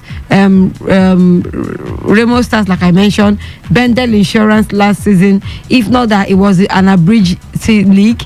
If it were to be a full 38 match league, I won't be surprised if, with the way Bendel Insurance were going, they would have gotten to the continent from the league, not needing to win the FA Cup. So I think we need to start putting our eyes on Doma United, and they play fantastic football too. Even when they lost, you know that this one, their opponent actually did play well to get that win. They play fantastic football. They get the goals for you, and really, I think the standard of the league also is beginning to get to another level. We're beginning to see different from what we used to see before. I think the fact that certain sponsors and the league being on TV, you don't know which day it will be your turn to be on TV, so you have to up your game at every given time. The competition is getting high, and I think Doma United had made a statement for themselves. They have made a statement for themselves, and probably maybe the fact that they are new in the league, their tactics are not yet been, or should I say, are still being understudied. I think that's what is distinguishing them. Same could be said for Remo Stars when they came in. New boys, new tactics, new style. So some of the coaches are, okay, let's see what they are bringing. Same for Bendel Insurance when they came in, because right now you can see that teams can actually match them and even play them even in their own. We have not decided to play defensively, because if you look at what happened today, our ball hit woodwork almost 3 times. We were attacking, and we have scored more than 1 goal. At least we have scored up to 3-4 goals today. Just that we are unlucky. Most of our balls hit the back. So So I think it was part of our tactical points. If we had been a bit clinical today, we would have gotten more than one goal. We have gone up to 3 goals. Though the other ones hit the woodwork, but I think we should be a bit clinical if we must get results away from home. Then we will have to work on that and ensure that we come out better. Well, they have to work on that to make sure they convert more of their chances. So the Rivers United gaffer also commented on the tactical discipline of his players in ensuring that they came out of that game with all 3 points in the bag. Well, it was a good game. It was a highly technical game. I think I give kudos to my players for keeping up to tactical discipline today in this game. Club African is a good team, there's no doubt. The way they played with a lot of tactics, and all our tactical plans worked, and because the players were able to keep their heads and play to instruction. Well, today they did not lose concentration. Instead, they played to instruction, as the coach has rightly stated. And you could hear the boys gyrating in their dressing room in celebration of that slim 1-0 victory against Club African. The classical gentleman, reliable Reliance Doyin, was there live for us yesterday at the Nest of Champions to cover that game between Rivers United and Club African. Only him can confirm what Coach Iguma said. Reliance, they attack in the game like the coach stated. Well, I think they did, although it wasn't as intensive as one would expect, because I'm thinking that on the return leg there's going to be this unleashing on Rivers United. Rivers United did attack. They had chances to score at least 2 goals in the first 20-30 minutes of that match, but again, the thing we always talk about, inability to be clinical enough up front, that was their undoing until that goal that many of us didn't even see it coming, because Yima, when was the last time he scored it, something like that. But what worked in his advantage at that point was his body size. The defender couldn't hold him, and Yima has a good hold up play at times, especially when he spreads, and he has that body build that threatening defenders if he wants to hold on to the ball, and that was the advantage. So he was able to defend that ball, a pass outside the box from Kazie Inaya. More like a through ball onto him. He held onto the ball, shielded the ball with his size, and then directed it into his right foot, and then unleashed the shot that went in straight into the back of the net. The goalkeeper had no answers whatsoever. So Rivers United did attack in the second half. Now, after they got that goal in the second half, there was a little bit of pressure coming in from Club African. Now, that team, sincerely speaking, has a better chemistry than Rivers United, and of course you could see how that worked out, and the pressure started coming forward because they needed to equalize. I think they came with a game plan to hold up that game, at least seal a draw and maintain their unbeaten run. According to available statistics, those guys are unbeaten. I mean, winning 7 matches unbeaten run, 7 matches winning streak consecutively, I beg your pardon, 7 matches winning streak consecutively, and 15 matches unbeaten run before the loss to Rivers United. So probably the mentality thing, come to you, play Rivers United, hold on to it, because I feel like they also had spaces to attack, but they didn't. The first 15, 20 minutes, 30 minutes of that match was them, both teams trying to size themselves. Rivers United expectedly will attack, go into the vital areas of Club African, but couldn't convert. Club African on their part, more or less, were a little bit conservative, attacking forward, and they were better off when they are not with the ball. And one thing that Rivers United really need to improve on is match reaction. You wrestle a ball, intercepted a pass, wrestle a ball from your opponent, and give a pass to your teammate. What do? You react immediately, especially when you are in a position where you can run in for a 1-2 and then unleash a counter attack. So Rivers United players are not fast enough when it comes to match reaction, winning second balls and reacting to it. Again, spaces for counter attack will open. Rivers United will not counter, and honestly, in 10 days they need to work on that, because I'm envisaging something that will happen at Tunisia where these guys will come, unleash themselves on them. They wouldn't even mind playing 4 attackers against Rivers United because they want to score. Listen, this is the CAF Confederation Cup, and the first tiebreaker at the group stage is point. The next tiebreaker at the group level is head-to-head, and so you now have head-to-head advantage over Club African. They want to outscore you. Should in case it goes to head-to-head, look at that group. We have Rivers United on 6 points after 3 matches. Club African 6 points after 3 matches. What's the other guys from Ghana? Dreams FC 6 points after 3 matches as well. So this might get to head, and that is why these guys are going to go all out on Rivers United to outscore them and score more, and it will leave spaces open. When Abba came in, because Deputy Echeta had no business remaining in that match even until the second half. At about 30 minutes, the guy was almost out of energy. Asiebu on the left-hand side as well. These guys were not reacting. It left so much work to be done on Yima and Wagwa. It also left so much to be done. Who had, Deputy Echeta on the other side, which would have maybe covered him some point, because these guys came in, made some substitutions, and they wanted to use that wing because they discovered the weak point there. Eguma didn't make those substitutions on time.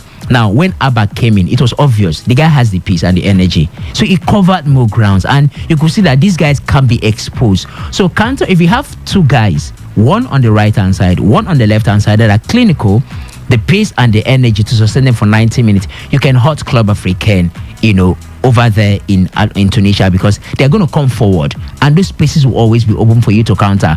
But like I said, Rivers United are not reacting well when they win those balls, when they have spaces for counter attack, which is something they need to work on in about 9 or 10 days for the reverse fixture. But apart from that, Rivers United did attack, but when the pressure came, it looked as if Rivers United were defensive, because with the game plan to draw level, and now you've considered a goal, and you always have those spaces to counter. It didn't look as if Rivers United were defensive, because at that point, more Rivers United players were now behind the balls. So even when Abba will have chance to counter with the ball, you will have nobody, up front to release pass or to play a 1-2, unleash the pass. They would have hurt them even more than that. And Onoja did that, when he was brought into the second half, and from the other side of the wing, while Abba was doing that on the right side of the attack in that game against Club the Pride of Rivers. They've got to go out there in Tunisia and hold their own against the Tunisians, because a win of more than a 1-goal margin simply means that the Tunisians are ahead in terms of head-to-head basis, and the Dreams FC of Ghana are not also resting on their own earth, because they got a 2-3 win over Academica de Lobito, the side we call APC from Angola. So 2-3, APC losing in Angola to Dreams FC of Ghana. So 6 points. All 3 teams tied on 6 points after 3 matches played so far. And the Lobito side have got 0 points so far to show for their effort. So it's going to be very, very keenly contested as far as the CAF Confederation Cup is concerned in Group C. But let's turn our attention now and look at what's going on. It's the D-Day. I call it the main day for Nigerian football, because it could bring an end to a 24-year drought when it comes to the top gong and the CAF awards. We have the prospect or the possibility of getting home the first African CAF Africa Player of the Year awards since Kanu Nwankwo last did it for Nigeria in 1999, if I'm not mistaken. So Victor Osimhen goes up against homeboy Ashraf Hakimi of Morocco and Mohamed Salah of Egypt right there in Marrakesh later tonight. For Shola, she also goes up against Tembi Gatlana as well as Barbara Banda of Zambia.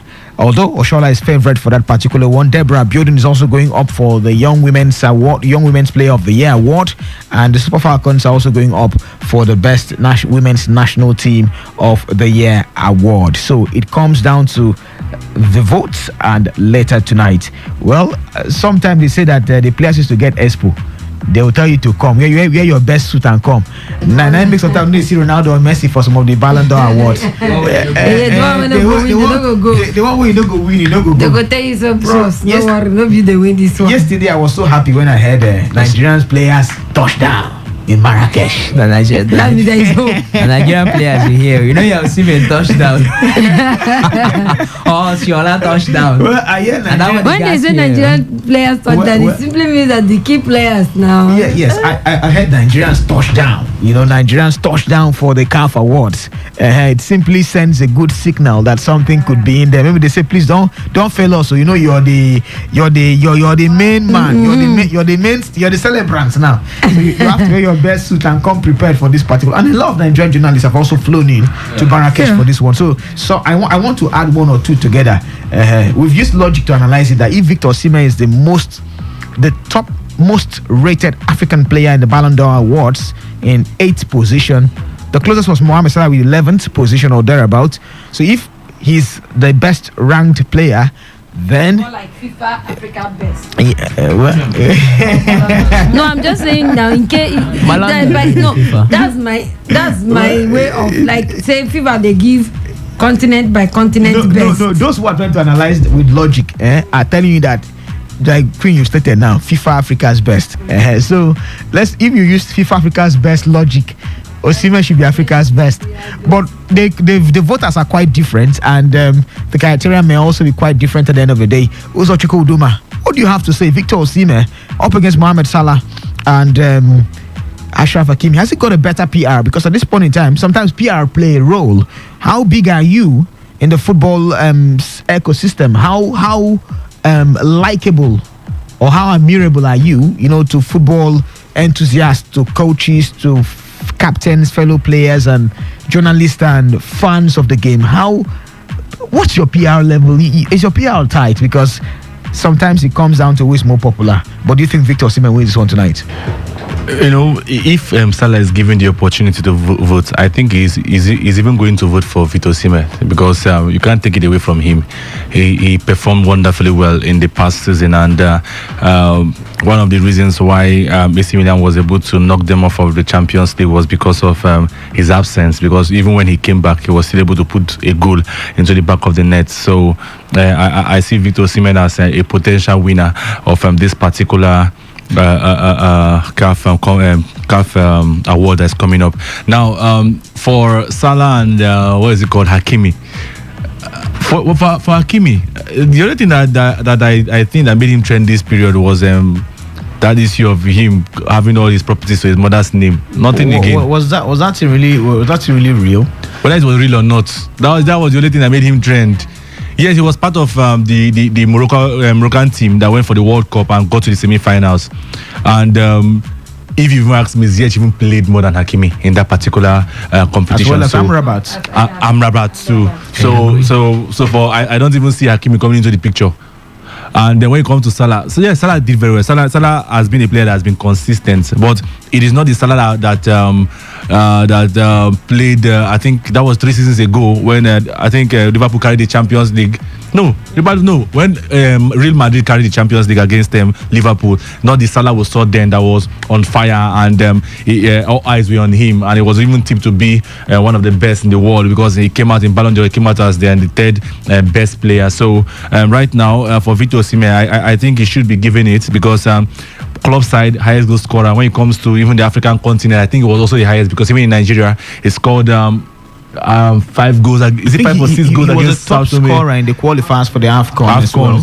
Top scorer. So why don't you just give it to him? Because countryside and also club side, he has been there. Salah, for a very long time now in Egypt, he's still struggling to come out. Yes, then he was trying, but right now he just went the captain as the leader of that team. But I've not really seen anything from him individually. And I'm like you always say, when it comes to your home team, especially the national team, let that one man that is still to be a good player where he is in his club side be the person that should shine. So if you're not shining, Osimhen is trying his best, even though he's not really doing some of the things that he does, but he tries to put the ball into the back of the net. So and I think when you look at stats, maybe you don't want the match, you didn't watch the match, look at stats, and maybe on any of this platform online, I see Victor Osimhen is okay.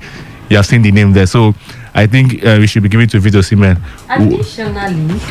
Additionally, another thing is this. I look at the names there. Some persons were actually mentioning. In fact, I saw not some persons. I saw something that this man posted. One of these journalists, Charles Anazodo, did post on, I think, one of those social media handles. Said Victor Osimhen won the Scudetto, Hakimi won this, played in the semi-finals of the World Cup. Nigeria did not qualify. If we go by that, Hakimi should win it ahead of Osimhen. And I'm like, sometimes I don't understand how people write and what they say. Was Hakimi the sole reason why PSG won the league title? No. You look at the World Cup, was he the exception? If you ask me in that World Cup, the goalkeeper Bono performed better than Hakimi. Amrabat and Ziyech. They did better than him in that competition. So why are you going to put them? And the fact, I now went further to say, if we're going by that, what's his name of Man City? Mahrez. Riyad Mahrez won the treble with Manchester City. He should make the list ahead of Hakimi and even Mohamed Salah.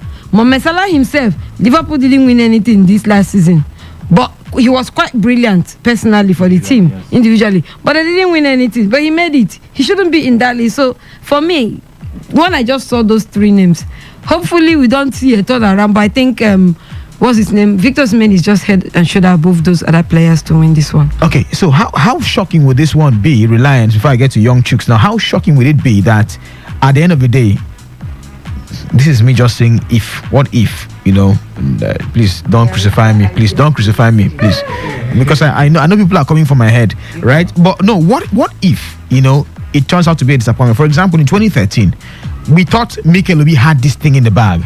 In 2013, Nigeria won the African Cup of Nations. Mikel was a leader of that team. He played so well in the tournament alongside Mba by his side. He won the Europa League Cup or so with Chelsea that season. I think they won a double. Chelsea won a double that season or so. So he also got the African Cup of Nations. He was so exceptional for both club and country. But Yaya Toure, who had more numbers for City, who got themselves the Premier League and so on, got their hands on the Premier League. On the CAF award. So many thought he was robbed. But what if that happens tonight here? I don't know why I have the feeling that that's what is going to play out. Like, on my way coming back from Uyo this morning, I was reasoning and looking at the nominees and the final three and all the buzz being created about the event in Marrakesh tonight. I was online on social media reading stuff, and the thought crept into my mind that, listen, this might just be a repeat of 2013. Where many feel that Osimhen is the rightful winner, but in the end, the vote decides, and it happens that people voted massively or more for Hakim Ziyech, for Ashraf Hakimi, I beg your pardon, than Victor Osimhen, because in the end, it's a matter of vote. And you've also pointed out PR. It's also a matter of PR. Although I feel Osimhen has had the PR. I mean, if not for anything, what he has been winning, I think the first African player to win the Talent player of the season, and so that also contributes to PR, because there's a trend on social media and people get to find out more about you. So the PR is there to some extent for Victor Osimhen compared to these other guys. And of course, also take your mind back to the transfer window. Osimhen was hogging the headline, Real Madrid, Arsenal, Chelsea, Manchester United and stuff. So that also adds to his PR. So I feel like he has a PR. But then again, it's about votes, even though, again, a part of me feels like this is an African product. Yes, there have been many African products. I'm not one of those who resort to emotions patriotism when it comes to things like this, because there's a school of thought that will say, listen, Africa, Osimhen is like the biggest thing right now hogging the headline for Africa. Push him to Ballon d'Or, push him to FIFA the best. Push him to be the product of African football. Push him to be the next George Weah of Liberia. Push him. Just push him for pushing's sake, because he's an African. There's that school of thought. All right, because if you look at the PR and achievement and everything, I think Osimhen has done better than the two other guys put together, Mohamed Salah and Ashraf Hakimi, apart from the World Cup appearance that Morocco got to the semis. But if you look at individual contribution, achievement and all that stuff, you want to put Osimhen head and shoulders above all of them. And so it should be pushed. But again, I am not one of those, I'm not a proponent of that school of thought, because at this point, the numbers the individual accolades and everything, are in favor of Victor Osimhen. But like I mentioned, Eva, again, it's about votes. It's about humans. Okay. There should be, the politics will say that there should be that division of votes between Mohamed Salah and Achraf Hakimi because they are both North Africans. Yeah. If that happens, it also favors Victor Osimhen. But you might be surprised to find out that it could be even the votes you expect from West Africa that will fall to one of those guys and put them at the winning bet. All right, and it's not just Victor Osimhen on the awards tonight. We have Oshola, we have Osimhen, we have Deborah Abiodun, we also have Chiamaka Nadozie, and we also have the Super Falcons of Nigeria. So that's about 5 categories where Nigeria have got a claim, for the top gong. How many of these can we bring back home, Young Chooks? I think we should bring back 3. We talk for the men's player of the year. Yeah, I think Reliance has given a strong point, but it doesn't factor in the best player. She has really proven a point in the world of football. Talk about Napoli and the incident that happened last season. I think Osimhen is forerunner of them winning the Scudetto last season. He can't mention Kvaratskhelia, but the combination was there. So look at Mo Salah last season, and he's brilliant. He's always a talented player. You know how him from the likes of Roma and how he has been dominating since he came to Liverpool. So I think he is there. I think the only scenario that will hamper Victor Osimhen is the World Cup that Nigeria did not play in, and we have the Moroccan team which Hakimi was involved in and reaching the semi-finals of the World Cup. I think is a good point and very, very, very valid point for him to get a buy above Victor Osimhen. Then for Ashola, I think he should miss that one because Barbara Banda was one of the best players in the World Cup. She actually led the Zambia team to perform wonders at the World Cup, and she played really, really well. Wonders. They had just a win in the last game of the day and got the Nigerian women, at the World Cup, apart from the Australian game, you can't really factor in the games. We actually. Just one and two draws. One and two draws. So they both won one matches. One match. I think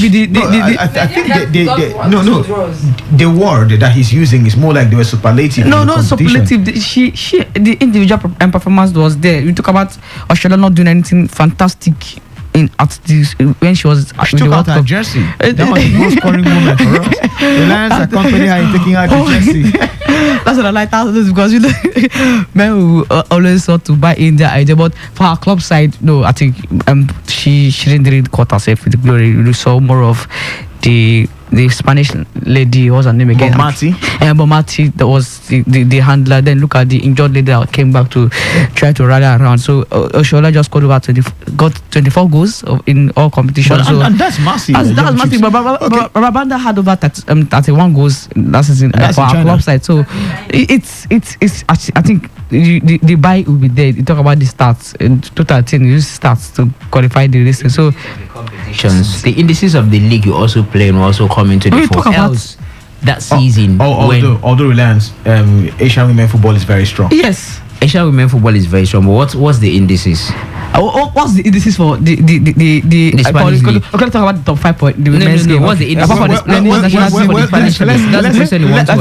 me answer you. Let's not go into that argument because we don't really have time on the show, Young Chicks. Possibly we should save this one for a weekend. But again, you say we can get 3 out of 5 this evening. Well, it's a weekend where when you cry, you turn and look at your neighbor. And you say, neighbor, are you here? Neighbor say, neighbor, I'm here. Like you hold your hands together and cry. Man, you cry. Chelsea cry. Arsenal cry. So they were Bayern cry. Barcelona cried. So there was cry everywhere as far as the top gongs were concerned, the top dogs were concerned. Well, let's open the phone lines to get to hear from you on the show before we take a look at what's happening in Europe. 0817 00 951 or 0810 951 951. The manager of the month in the Premier League was humiliated by AFC Bournemouth at Old Trafford. That should be added. At Old Trafford. Yes, the first time AFC Bournemouth, right, is beating United at Old Trafford. Let's get to hear from you on the show. Good afternoon to you. Welcome to the show. Good afternoon, Eva. Yeah, good afternoon, Simon. Let's hear you. There is no much time. Let me answer my talk. Go ahead. For the mayor, Victor Osimhen stand head and shoulder over every other person. But not because of the game 8th position at the FIFA awards. The reason why I said it before, let me repeat it again, is by voting. 1995, George Openwe won African Footballer of the Year and World Footballer of the Year. 1996, Ronaldo de Rema won World Footballer of the Year. George Openwe came second. All right, we lost you there. Do want to call back 0817 00 00951 or 0817 0810951091. Good afternoon to you. Welcome. Good afternoon to this first life. Yeah, good afternoon. Welcome. Name and location. Yeah, good afternoon, other gentle ladies and gentlemen in the studio. Good afternoon. Let's hear you. Yes, so this the table topper of Premier League, the Mr. Liverpool from Ojibwe. The table topper. Let's go ahead. I greet you for your bell. Thank you so much. Same to you. Well, as last caller said, let me just go straight to the point. No time. Well, for tonight, this now. Award, yeah. Well, yes.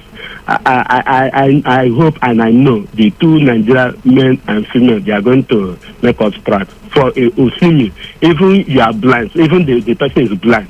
If they did not give it to Osimi, we will protest because he is 100% deserve it. I'm hard-dying Liverpool fans. My Salah did not deserve it. That Moroccan player did not deserve it. Osimi is 100% for goal scoring, for record breaking. He's 100% deserve it. They should not judge it because of maybe Nigeria did not partake on the World Cup. Nigeria deserve it, even for Assis Ashola. All right, to the show. Let's hear you. Good afternoon, guys. Yeah, good afternoon, Walter. Let's hear from you. Thank you. See, if you don't see me, by chance. By chance? For me, yes. For me, that guy is so good. And character-wise, if you don't see me, I've always watched him, even character-wise. He's so stubborn, he's so arrogant. For me, if he win it, it's by chance. If he don't win it, he should change his character. With this character, when you play of peace, no peace. If you don't win him, may change the character. Okay. If you win by chance, I'm telling you. Okay, thank you so much, Walter. Good afternoon to you. How does character enter into this? Good afternoon. If I call back. Okay, Simon, let's hear you. That's what I was saying. Let me say, rush my thought. See, a female stand head and shoulder over all of them. He is in African soil, highest goal scorer in qualifier, and even in the work their league. No other African player perform what would make it. But the way I am afraid, this Baron the FIFA award, I still can it. You understand? Far as the nearest can 11. But in 1992, just as I said before, as George Weah won it 1995, I will work for football of the and the African football of the 1996. George Weah came second in the world. Volkan Wanko was voted African football of the year that 1996 ahead of George Weah. So it's not a matter of, I don't think that they are even judging with FIFA this thing, because they say this is a separate award for the female. I think Oshola will still win it. Okay. No matter what is happening, his club is give her edge over. And for goalkeeper, I know our keeper will win at least 3 of them. Now I'm sure of 3 of them. Thank you. All right. Thank you so much, our good friend Simon. Good afternoon. Welcome. Good afternoon, Eva. Good afternoon. Let's hear you. Yeah, it's Moses. I'm calling from Port Harcourt. Welcome, Moses. Let's hear from you. Yeah, I am surprised that Salah even made the 3-man short list. Are you trying to tell me that Salah has a better season than Real Madrid? That's why I'm not a fan of all those awards. I'm telling you the truth. 2019, Real Madrid was the best player in the Nations Cup, but the award was given to Sadio Mane. Osimhen deserves it. Salah should not be mentioned. Thank you. All right. Thank you so much, Moses. Good afternoon to you. Welcome to the show. Yeah. Good afternoon. Yeah. Good afternoon. Welcome. Let's hear from you. Elias, I can agree with you. Yeah. Good afternoon. I'll greet you on their behalf. Let's hear from you. This is EM Square, the 12 from Mandela. Welcome. I want to talk about the person for the African Best Player Awards. Each time I hear people talking about Asifasima doesn't deserve to be there or doesn't deserve to win it, I feel very bad, because let's just go back to the World Cup and see the performance of this guy. He he was at the heart of the defense of Morocco. He played very well, like Asfakini played his, or he gave his life on the pitch to ensure that Morocco they go to where they are. Just that football is a teamwork. Because only effort of one man cannot decide the game. It is when the team when they come together and they put up their best. But that's notwithstanding, one person's performance will always be outstanding. Then that's number one. Then number two, I want to talk about myself. Even though people barely talk about them, Barcelona. You know, I don't know what Xavi is doing in the team. It's not high time for Xavi to call it a because he has the Arsenal, he has the players to proceed this game. You look at the injury worries to Barca right now, the likes of Gavi, Pedri, you know, all out injured at the moment, and you're leaving that job for El Camundo, who is about 30 plus. And Ariel Romoyo, when I saw him at Barca, I was wondering, this is not Barca's quality to start with. Yesterday's match, I think Pedri played. Yes, okay, so he has returned to the squad. Okay, that's good. Yes, the John was also there. It's just that, in fact, yesterday it wasn't about injury. It was a bad day in office, and the inability of the coach to do what he's supposed to do. So yesterday it was totally the coach said this is an error, and I don't know. And this is not the first time. It has happened about 3 or 4 matches now, and if it keeps going this way, Barcelona will just maybe end up 4th or 5th position this year, and that's the bad for Barcelona team. Okay. Thank you very much. All right, thank you so much, good friend from Ndele. Meanwhile, we had exciting results of matches played. Manchester United, manager of the month 1, player of the month 2, goal of the month 3. Against AFC Bournemouth, yes. 3-0. Eric Ten Hag. Osim. My dress rehearsal for Bayern Munich. Osim players are not good. Osim, our squad is not good. Hello, good afternoon to you. Welcome to the show. Hello, good afternoon, everyone. Yeah, good afternoon. Let's hear from you. Yes, I'm the rest of our colleagues on the studio. Good afternoon. Let's hear you. Yes, my name is Tony also. Welcome, Tony. Let's hear from you. Victor Osimhen, like I said, I'm not a football fan, all that, but anything that concerns my countrymen, like involving my country, since I'm really actively involved as a patriotic citizen. Victor Osimhen, from all indications, deserves that award. Because now, if you are talking about, judging it on the basis of not going to World Cup, then the problem for which the award is given is defeated, because we are discussing individual brilliance here. That's why they took them one by one after the other. If it is based on a World Cup or whatever, going to the FIFA World Cup, they would have given it in a group, the group. So if you look at it, he deserves it. He eminently deserves it. Than Mo Salah and Hakimi. Yeah. I just pray and that there will be no hanky panky in that regard. All right. Because you never can tell. Okay. It's voting horse for, so let's just hope that the vote goes to his favor. Good afternoon to you. Welcome to the show. Good afternoon. Yeah, good afternoon. Please, can you speak up? I can barely hear you. Good afternoon. My name is Lubish. Can you hear me? Lubish, welcome. Let's hear from you. Yeah. In as much as we're made to believe that these things are not important, I strongly believe there is huge politics in it. I don't see the Nigerian man and woman winning the best male and female footballer of the year this year. I don't think CAF will give Nigeria both female and male best of the year. I don't think so. We'll win either of both. That's my contribution. Okay. For women, goalkeeper of the year. Okay. And then team of the year. You are so greedy. Very greedy. Good afternoon to you. Welcome to the show. Good afternoon. Yeah, good afternoon. Welcome. Let's hear you. Talking about the awards, I actually give it to Timmer. But someone is talking about that is coming from the bench last season. And how many posts does he have compared to Salah? The year that Yature won it, how many lorries does he want? I think he won the Premier League that season, and he had about 16 plus goals to his name from midfield. 18. 16 plus goals from midfield and Premier League 2013, yes, for Yaya Toure that season. And then Salah scored 19 goals last season in Premiership. Total goals, 30 goals last season. Then that such person will appear there. Okay. All right. Thank you. Thank you so much for your thought. Let's run through the SMS and the 8 p.m. Nigerian time. And this one says, good evening. It's Chine Remem. How can you say that Hakimi was not vital for PSG and Morocco? At the World Cup, he had the highest number of tackles. He also scored the winning penalty against Spain, which was a penanka. Well, he was in the FIFA World Cup best 11. Go.com World Cup Best 11, Sky Sport World Cup Best 11, amongst others. Come on, what is that? As how also had the second highest number of starts for PSG last season, giving them the league and Super Cup. In conclusion, Osimhen is in big trouble. Well, let's see. This one says, good afternoon, Eval. Barca Femini posted a video this morning of their training session, and Oshola was fully involved in it. I know Spain is so close to Morocco, but is there confirmation she's attending the awards?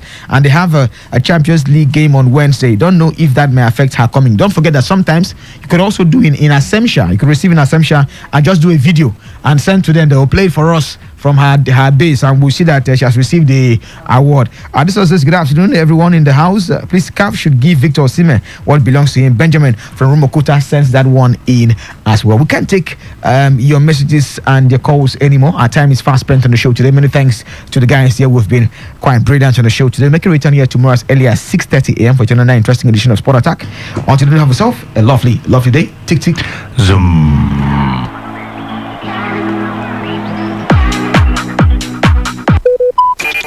Listen to a lot of talk radio. 95.1 FM. What do you love listening to? What's your style? What's your choice? What do you yearn for? So we've got great talk, amazing conversations, entertainment, sports, and lifestyle. So tune in to Today 95.1 FM Pawtucket, because we are every day, every hour. When the big stories break, depend on our 24-hour news team to bring you the latest. Today 95.1 FM. Today 95.1 FM. Sport Hardcore. News update.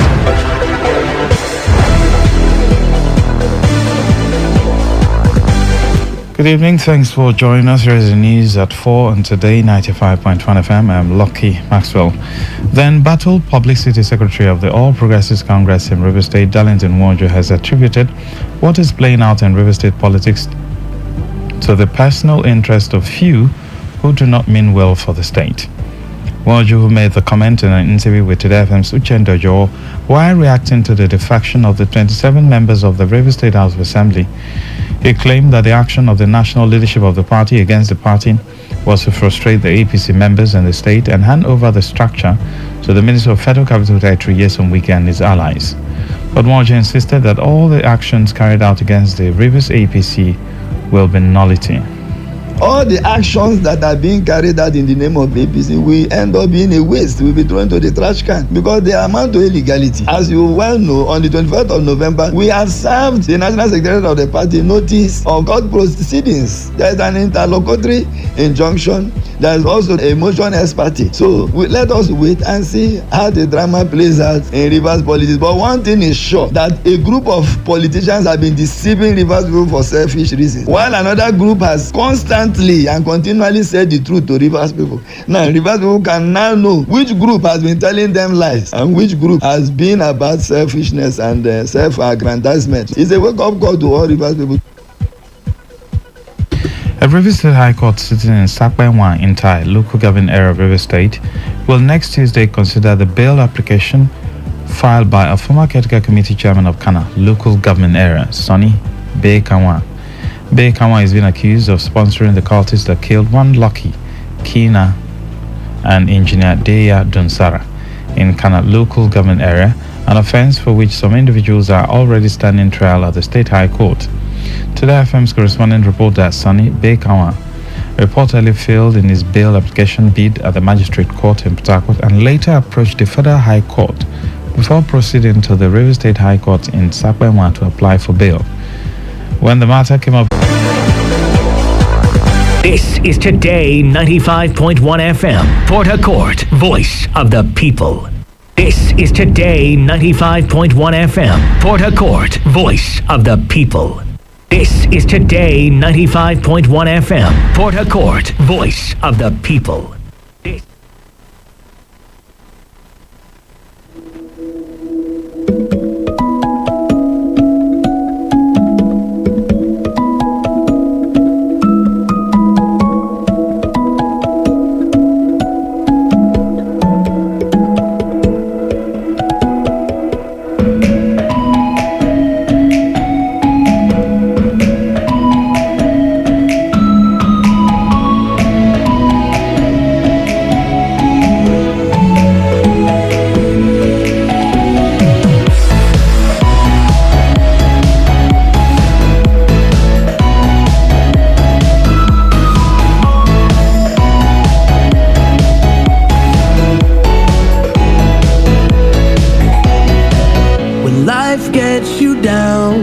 Find a way to make it better. When days turn into dark, that's when we light it up together. These are the times that we've been praying for. These are the moments that we will not forget. This is the life that we've been waiting for. I wouldn't change it for nothing. These are the times that we've been praying for. These are the moments that we will not forget. This is the life that we've been waiting for. I wouldn't change it for nothing. It all begins with breaking news. Now make no mistake, this is a difficult mission, and it will remain difficult for some time. Then it keeps trending. Events, issues, personalities, all struggling to gain attention. But in the race for deadlines, the intrigues, power play, undercurrents are often missed or underreported. Insecurity here is basically a product of poverty. But not anymore. As the platform on radio steps in to fill the missing links on events, issues, and personalities in the news. I'm not afraid of anybody. The platform on radio serves on the hottest topics and trending issues. Only on Today 95.1 FM. 95.1 FM. Port Harcourt. Every weekday at 4 p.m. Get on the platform on radio and be served.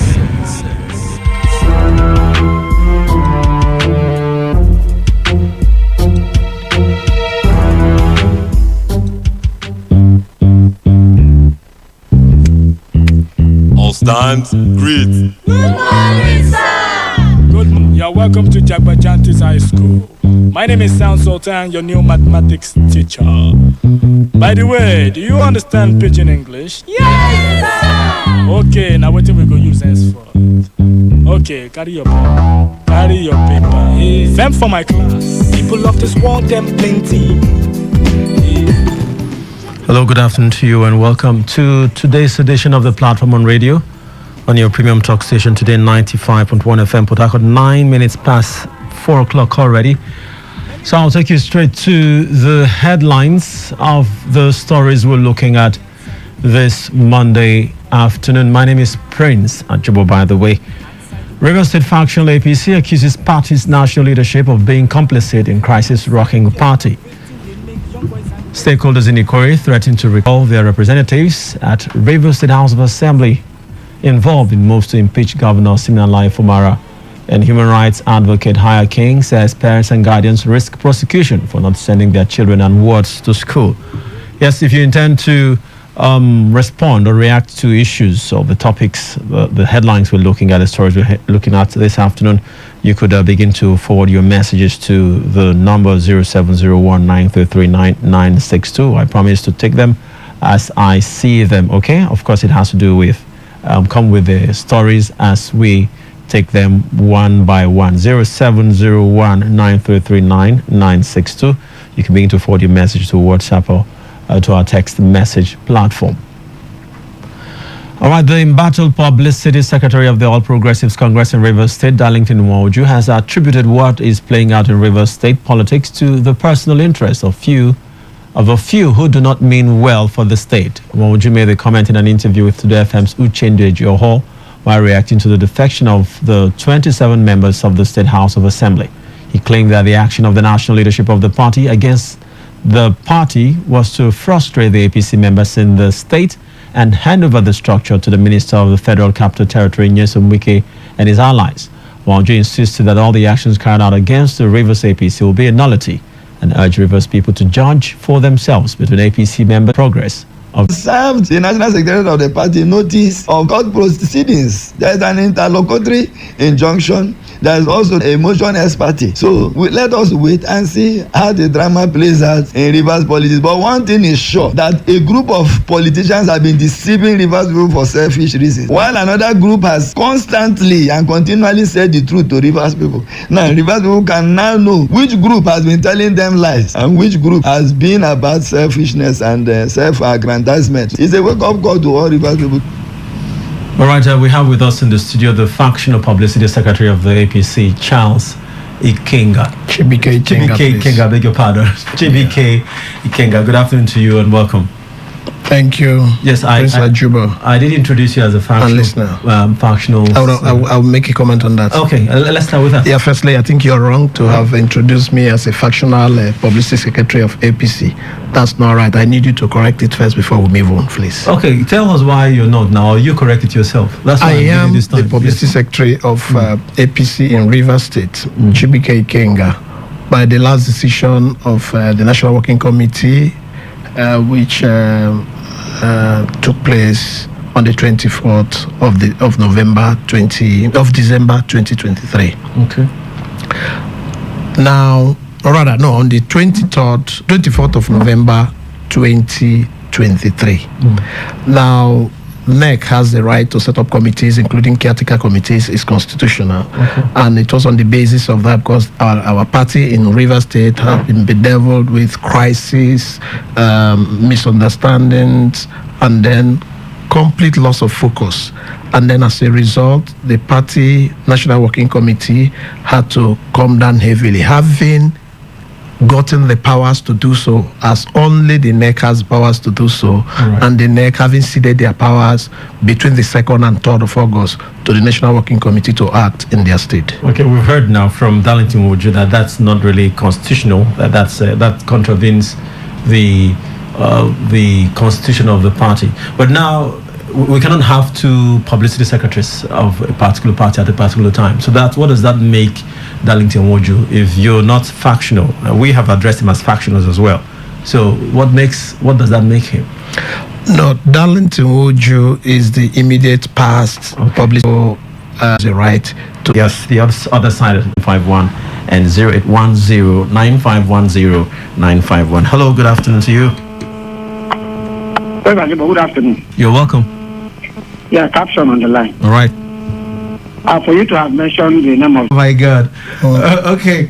Because of our time now, let's have your final words, Nico. Well, I said the essence of being in political party is to contest an election, win the election, and control the reins of government. True. So emotions does not have any place to play any role to play there. Okay. What is important to us is that we want power to deliver on the goods and services that Rivers people are yearning for, which the PDP has failed to do. That is what it is. Right. And then finally, let me also say that our executive committee in the state is about consensus building. We are trying to build peace, bring people together, try to be more inclusive than the politics of exclusion that had happened in the previous administration. So we are all working together, bringing everyone together, no matter whatever differences you think we have, we'll bring you together and have a more united APC for proper organization, and then eventually take over the reins of power in Rivers. All right, thank you for your time, Chibike Ikenga, for coming on the show. Thank you so much, Prince Ajubo. Okay, we move on with the calls. I'll take one call, then we'll take a fresh story. Hello, good afternoon to you. Yeah, good afternoon, Prince. Ugo, I'm calling you again, yes, from River State, from Port Harcourt. Okay. Thank you, Prince. It's obvious now that in the next, between now and possibly next year, River State will fully become an APC state. And what I want to see now is those who have been calling from different corners of Port Harcourt, hailing the existence of PDP in these states, as well as the noble effort of Wike in working for PDP and so on and so forth. I want to see them now change to, change their allegiance. And now, instead of failing PDP now failing APC. He said that now it is obvious that the governor of the state has no grip again. So long as the powers in this state are concerned, he has no grip. And I think what is left for him now is either to join them in APC or surrender. That is what I see there. Thank you. All right. Thank you for your time. Okay, we'll go on to the next story. Stakeholders from the Ikwere ethnic nationality have threatened to recall their representatives at the Rivers State House of Assembly who participated in the move to impeach the governor of Rivers State, Simeon Fumara, on October 30, 2023. This is coming few days after people from Ogoni ethnic nationality commenced a recall process of representatives from the 4 Ogoni local government areas for allegedly taking part in what they describe as anti-democratic process in the assembly complex. Lord Wonso, who is one of the leaders of Rivers Equity Group in Obiakpa local government area of the state, told Today FM's Uchende Joho that the action of the legislative members has made the Ikwere people to be portrayed in a light they are not. Wonso also used the opportunity to advise Governor Fumara to break away from powers that do not want him to concentrate on governance for the interests of Rivers people.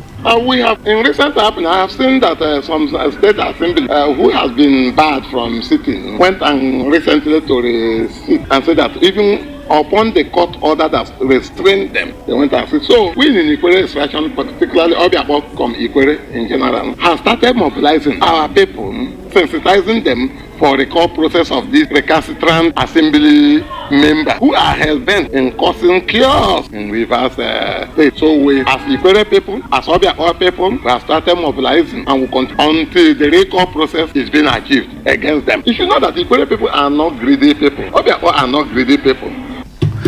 All right, talking point now. Maybe he should be speaking for himself there, but I don't know. Just trying to be funny. Do you see this happening? I mean, do you see any of these so-called lawmakers who they say have joined the moves to sack Governor Fumara? Do you see them being recalled? I don't recall anyone having been recalled in my life. Okay, but do you see this happening? Do you all do our thing in the other party? But tell me what you think. Hello, good afternoon to you. Yeah, friends, people that yes, I know what I'm saying. He will go and plug anything that will become an obstacle to him from achieving what is better. That associating himself with the APC, that we should examine that person's brain. Child, by not sending him or her to school or any other child under your roof, the child can just enter court. My father did this, did that, I refused to send me to school, and you will be arrested and prosecuted for failure to provide necessaries. The law is now more active. Hi, King, who is the Vice Chairman of the Human Rights Committee of the Nigerian Bar Association. Train a child. Don't give birth to a child. Keep your stick to yourself. Don't use it anyhow. But if you must bring out your stick, at the end of the day, whatever your stick brings to you, you control it. You will be arrested. MBA will arrest you. FIDA will arrest you. Higher King will arrest you. Parents can be arrested and prosecuted for failure to provide for their children. You don't have to give birth to a child and just say, go and sell pure water. Go and move on the street and begin to cause nuisance. By the time they get up to 16, 17, they become armed robbers, become harlots. Begin to give the society trouble because you fail to train them. So we will not allow you to do that. That is the law. All right, here's our talking point. Yes. What do you make of the comments of the activist, the lawyer, Higher King? Are you aware of anyone? Because I see a lot of things happening. I see children who are supposed to be in school, hawking on the streets. I've seen children, parents, guardians brutalize children, beat them up seriously, even toddlers. I've seen in the area of disciplining them. I've seen people, even I know one case of a boy whose mother put him on a lit stove and burnt his bottom. I've seen a lot of things happening.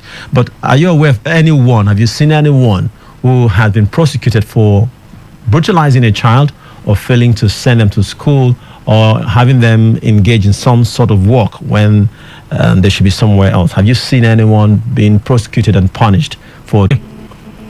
I want to comment on this side. I need you to be more audible. Could you speak up a bit? Okay, I'm speaking about this child labor against children. Yes.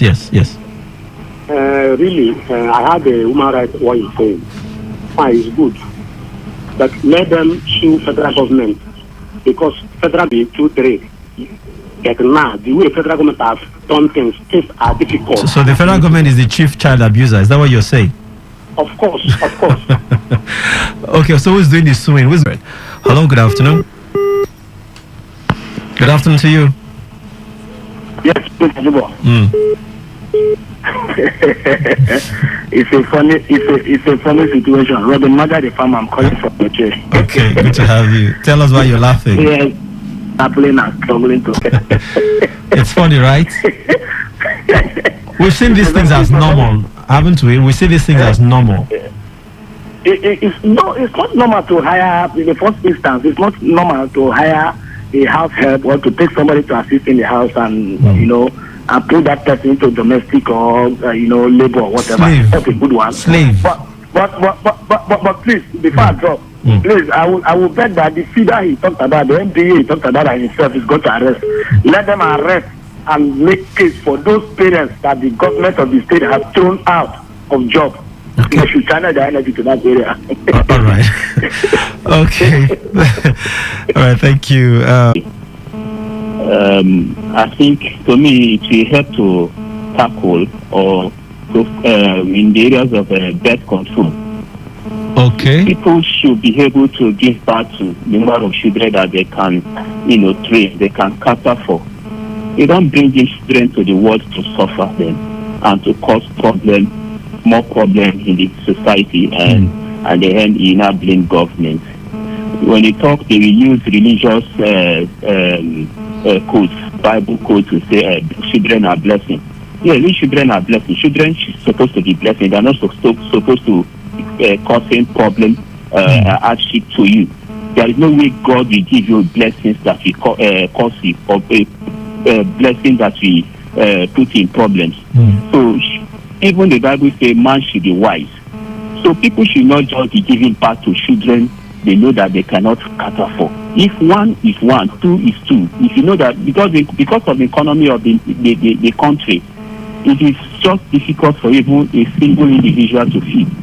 So I don't know why some people will decide to be producing children, 5, 7, 10 children. Okay, thank you. It's funny, and at the end you keep blaming government. Government is not to be blamed. All right. You should take caution. They produce them, right? They don't give birth to them. They produce them like a factory. Thank you very much. Anyway, we go back to the very top to do a rehash of the 3 headlines we're looking at. Rivers State factional APC accuses party's national leadership of being complicit in crisis rocking the party. Stakeholders in Ikwere threatening to recall their representatives at the Rivers State House of Assembly involved in moves to impeach Governor Siminalayi Fubara. And human rights advocate Haya King says parents and guardians risk prosecution for not sending their children on wards to school. Okay, I'll take calls. And I'll take your messages, of course. You can react to all 3 stories if you like, if you want to. Good afternoon, Prince Ajobo and guest. Today, my guest is gone already. What happened in Rivers Assembly is welcome development. It's a shame how those who call themselves men cannot stand for truth because of muscle of bread. It's a shame. It's more honorable to die in your pool of blood in the battlefield than dying as a coward in your wee in the bed. What goes around always come around. James from Chuba. Okay, that's quite a lengthy one. Well, thank you, James. Appreciate. Good evening, sir. I'm interested in this subsided tech training. We talked about that. Okay, I'm not the one. I think this should be for some other person. Mr. Prince, good. Okay, he said, Prince, I insist your guest tell you who the leader of APC is. Why do you let him go without telling us who the leader of APC is? Okay, the people planning for the recall process of the assembly members, do they have the capacity to recall them, or they are just talking? Don't worry, they will soon use court injunction to stop them even before they will start. Hector sent that one in. Melody from Uniport is saying serious states like Abia and Akwa Ibom are busy delivering on governance. Rivers leaders are busy dragging structures. Now the die is cast. So arise, O ye youths of River State, go beyond threat and reinforce your worth and value. Prove that indeed. Recall them. You say recall them. Recall the lawmakers that regard not the people. The greed of one man can be more than the interest of treasure base of the nation. Okay, that's you. Thank you. Melody from Uniport. The recall would have been feasible if we were an organized society. You say, Judge, okay, that's Judge from Igruta. You say, how can the people recall the lawmakers when the man in Abuja bought their nomination forms? Rivers State development is being toyed with. Thank you, Judge from Igruta. Okay. Good evening, Prince Ajuba. This media recall process is dead on arrival. Ask the group and the people calling for recall when they visit INEC office last. Are they recalling assembly members on radio? All these media jobbers looking for appointments and recognition should leave Simi alone. I've one advice that we'll put everything happening in River State to rest. The DK from Port Harcourt. What advice is that? Hi, Ajubo, recall process will work. Let them wait and see. We'll tell those lawmakers that people elected them. Are you sure you actually really elected them? Ajubo, please tell your guests that Darlington Ojo and Emeka Beke remain authentic leaders of APC in River State. Your guests says the process that brought them is illegal, faulty, unconstitutional, and cannot stand. Jerry. All right, Jerry, thank you. Okay, please. This one is not for us. Let's take a call here. Hello, good afternoon. Hello? Yeah, good afternoon to you. Good afternoon, Prince Andy. I called back. Okay. The River State APC led by Emeka Beke, and the spokesperson called Darlington Woju should please let all of these issues we have so suffered in the past, right? Because we cannot work with disunity. We cannot work in disunity with the national. So going to court to stop whatever is just a waste of time. Are you a member of the APC? Yes, okay. You can't member of the APC. Okay. And that is my very good friend. So even if today they say we are existing in River State and the national fails to recognize us, of what use? We know what all we suffered all these years. Trying to impress the national, but at the same time the national is not seeing us. We suffered a lot. Even the day Tinubu came to River State, we know what we went through. The national was not seeing us. So since they have taken a decision, it is left for us to move to the PDP or remain in APC under the current leadership of Chief Tony Okocha if we really want to continue in politics. But for some of us who don't want to continue, we can retire. Right. So going to court to force people to recognize us or to acknowledge us, it's just not nothing. Okay, because thank we you. know what we know. We may not say all in radio, but we know what is going through in the health of the national. Right. So forcing them to marry us at this point in time, it's completely a waste of time and effort. Okay. Thank you. All right. Hello, good afternoon.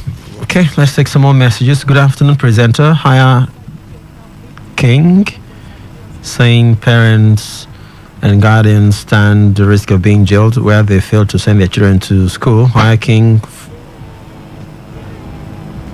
Okay, you're saying you should be advocating for free education, not advocating for jail term. Okay, blacks man advocate. Okay, Mazieke in Port Harcourt. A bit confusing your message, but thanks all the same. Hi Prince. Friday, Olo from Choba. Listening to your guests, I see confusion. And you said shameless boldness in the face of illegality, whatever that means. Prince Jubo, good afternoon. Former Governor Wiki can only fool the people for some time. You can't fool them all the time. APC is dead and buried. Thank you. Yeah, you went on to say, good PM. The factional APC spokesperson is mischievous. So there's no factional executive. Okay, this is from Austin, from Eneka. All right. Ajubo, tell Mr. Chibike that they are mocking God. God will deal. Dr. Ike from Umebulu. Okay, mocking God. Who are they mocking? Who are they mocking God, and how are they mocking God? We, the original good and well-meaning Rivers people, are one corner watching. What goes around comes around. John from Bori. John, you're John. How can you be good people all by yourself now? And John, you're alone in one corner watching. Okay. Chibika Amechi should remember the role Amechi played in his Chibike Kenga rather should remember the role Amechi played in his life together to the life of Tony Okocha. And you went on to say that there's no organ of government that's above the law. Rivers State House of Assembly should allow the governor to rule the state. This one is from Dan. That message was from Dan. All right. As long as INEC will be involved in the recall process instead on arrival, corruption has been institutionalized in INEC. APC has strangled Nigeria and Nigerians. Okay. And let the Ijos and the Ogonis and other ethnic groups in the city be ready to work together to tell these people that the state does not... Oh, okay. I don't know where you're coming from or where you're going. But you say, good afternoon. The people who think that because... I don't read this kind of message, so... Okay. And you didn't even... Okay, Yoruba, Charles Yoruba, you have to tone down, huh? All right, we're not preaching hate or division here. We don't intend to do that. Greetings. Politicians will never change. Your guest was over loyal to Amechi when Amechi was the governor and Minister of Transportation. Suddenly your guest dumped Amechi that lifted him up to where he is now, from elder, thank God, ability, or to able. Of course, Amechi didn't lift him from the very beginning when he was a baby now. You know, everybody plays a part in your life. When they are done, you move on now. Huh? Of course, you move on. Okay. Good afternoon, Mr. Prince. Evangelist Onyedika Chiamadi from Ozuzu Eche is saying, inspire the avalanche of skirmishes in Rivers State House of Assembly. Please, all that Rivers people want from them is to enact laws that will be immense benefit to the people of the state. All right, thank you, Evangelist Onyedika Chiamadi from Ozuzu. Okay, no one here. Let's move on. Good evening, Prince. Please inform your guests that no PDP member in the entire Delga will defect with the House of Assembly member to the so-called cancerous party. And this was by Ikiabo. Okay, Ikiabo. Jacob in Tombia community, Ward 10, you said precisely. Thank you, Ikiabo. Higher King is reasoning right and advance. It is this neglect of children that provides already made tools in the hands of criminals. In some places, men just go ahead and impregnate women without thinking about those children. Collins is sending that one in. Thank you, Collins. Hello, good afternoon to you. Hello, Mr. Prince. Good afternoon. Yeah, could you move away from your radio, please? Yes. All right. The thing is that you and I, my name is Desmond. Okay. You and I know that okay. The Right Honorable Chike Kenga has always been a fan of Right Honorable Chike Amechi, and having told him for a number of years. And if they are receiving the same thing, I don't think it's a bad one, because the party needs to win election. So I think it's in the right direction. Even control the other will be thinking rather of their own free will they decided to move. So I think it's a good one for me. Okay, thank you for your time. All right, Higher King and his group wants to become FRSC that will charge motorists for any parts of their vehicles that are not functioning, but will keep mute over dilapidated roads all over the place. Please, they should look for... Okay. All right, 2 Timothy in Port Harcourt is saying that, hi, Mr. Jubo, and good evening. I believe that the most human right abuser is the government at all levels. With the current state of Nigeria's economy, most parents can't even feed their children, let alone send them to school. The human rights should review that law. Fortune from Ozuoba. Okay, one message and we'll be done. Prince, why was your guest mute to answer who is the leader of the party, Honorable Malon? Yes, it felt you were being mischievous and that you already knew. I mean, the person who asked that question already knew who the leader was. Okay, or is, rather. Let's take this call and then we'll be done. Hello? Hello? Good evening, Bombori. Okay. I want to contribute my own point of view concerning this very matter on ground. Of course, be my guest. What I want to appeal to the Query people, because I know this is sentiment fight, a sentiment problem. These people claim or they behave as Okay. We don't want to go there. Very much for doing this with me. My name is Prince Ajuwo. Which young lady? Was it an old lady? My wife is listening to you. Was that an old lady? Which lady? What took you so long to come here? Did you send a lady around me? What took you so long? Okay, is that young man now? Which is worse? Please, be very careful because women, they are not happy when they hear their husband misbehave. I'm a very innocent man because if your president were to say this now, you say he has no right to issue himself a report card. Why are you giving yourself a report card? Yes, I give myself a report card because I know who I am. This is. It's not something to talk. What's the meaning of Dede first? What's Dede?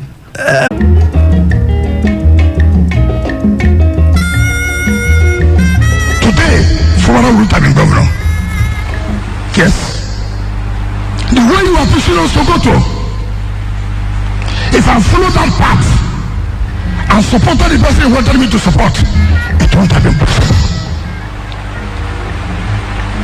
I say it with authority. I stood firm in this country and today, former Rotary governor. Yes. The way you are pushing us to go to, if I follow that path and supported it, I stood firm in this country. So what I own capacity to help don't cause more trouble. Because God knows, as I left that place yesterday, because I have respect for Mr. President, and I stood firm. That is me. That would be. Yes, it's not about prayer. Thank you, sir. Who provoke you? Wait, sorry. If I said there will be a problem, there will be problem normally. Bariko will see you and Chidi. Yes. They don't miss our show at all. Anywhere you see me, you be my man. I go holler you like that for radio. Bariko and Chidi, thank you very much for that day. Ungwanu make you move, come out, make you just look at the first story here. We look at Anyanya. Bakam. Oh, Chineke. Oh, no. Hey. Politics are very ugly thing. Some people they call them saying a dating game. What they call it go be like you say, shame not your face again. You know, say some people when shame not their face, they go say dog don't lick their face. You never hear them before. Okay, if dog lick their face, you don't get shame. If dog lick your face, you don't go get shame again. Really? So they can it be like all these people, them politicians, they don't carry their face, go give their bingo, making the lick this shame will come out sharp.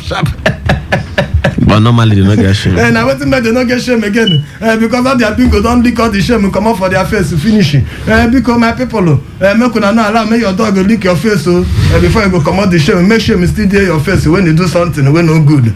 Alright, River State Executive Council don't approve 800 billion for 2024 budget. Oh, that's in go right 2023. 2024 budget of the title, the budget of renewed hope. And they get other grammar where they add the renewed hope. And I catch me well. Budget of the renewed hope. And they try to reach my lawyer. And make I ask the lawyer, say, lawyer, they don't approve River State budget. Now to carry them now go assembly and make them go pass them into law. Which assembly go pass them?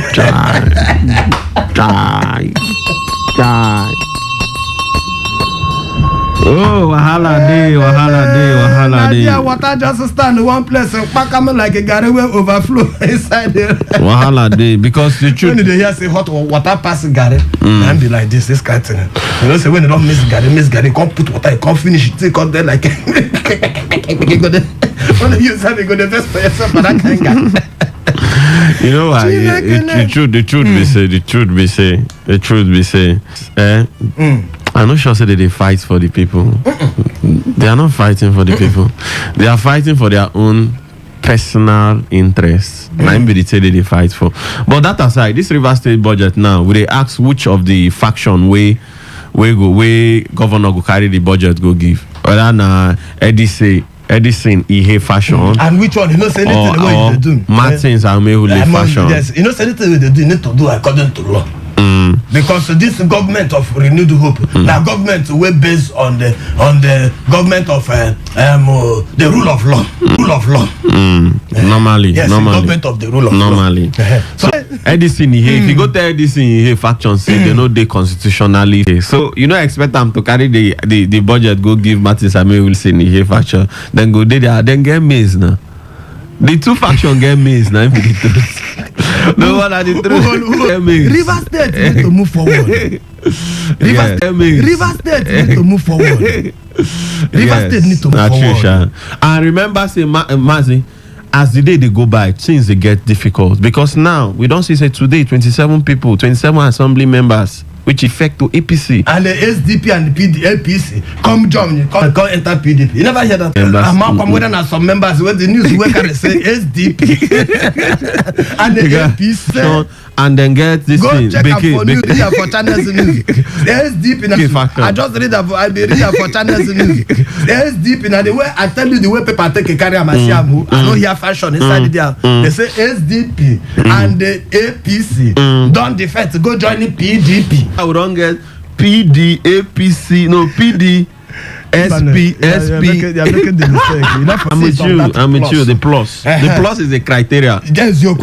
Then the Brazil, you carry it and give it to APC. Okay. That's PDP plus APC. Yeah, you carry it. You carry PD and give it to APC.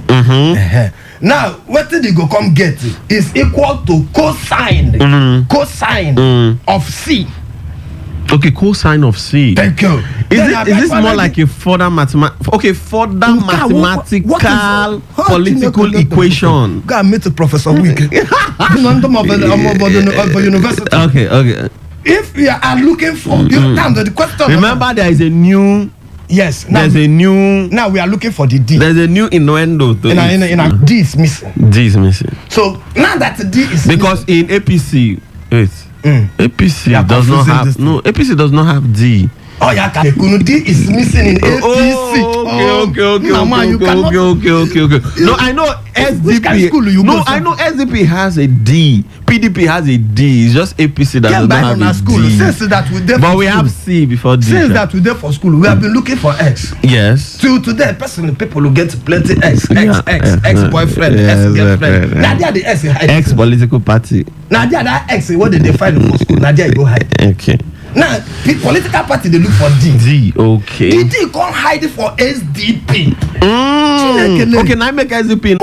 If you do divided the plus cosine, sine theta, time theta, times theta, you will now see the SDPDAPC.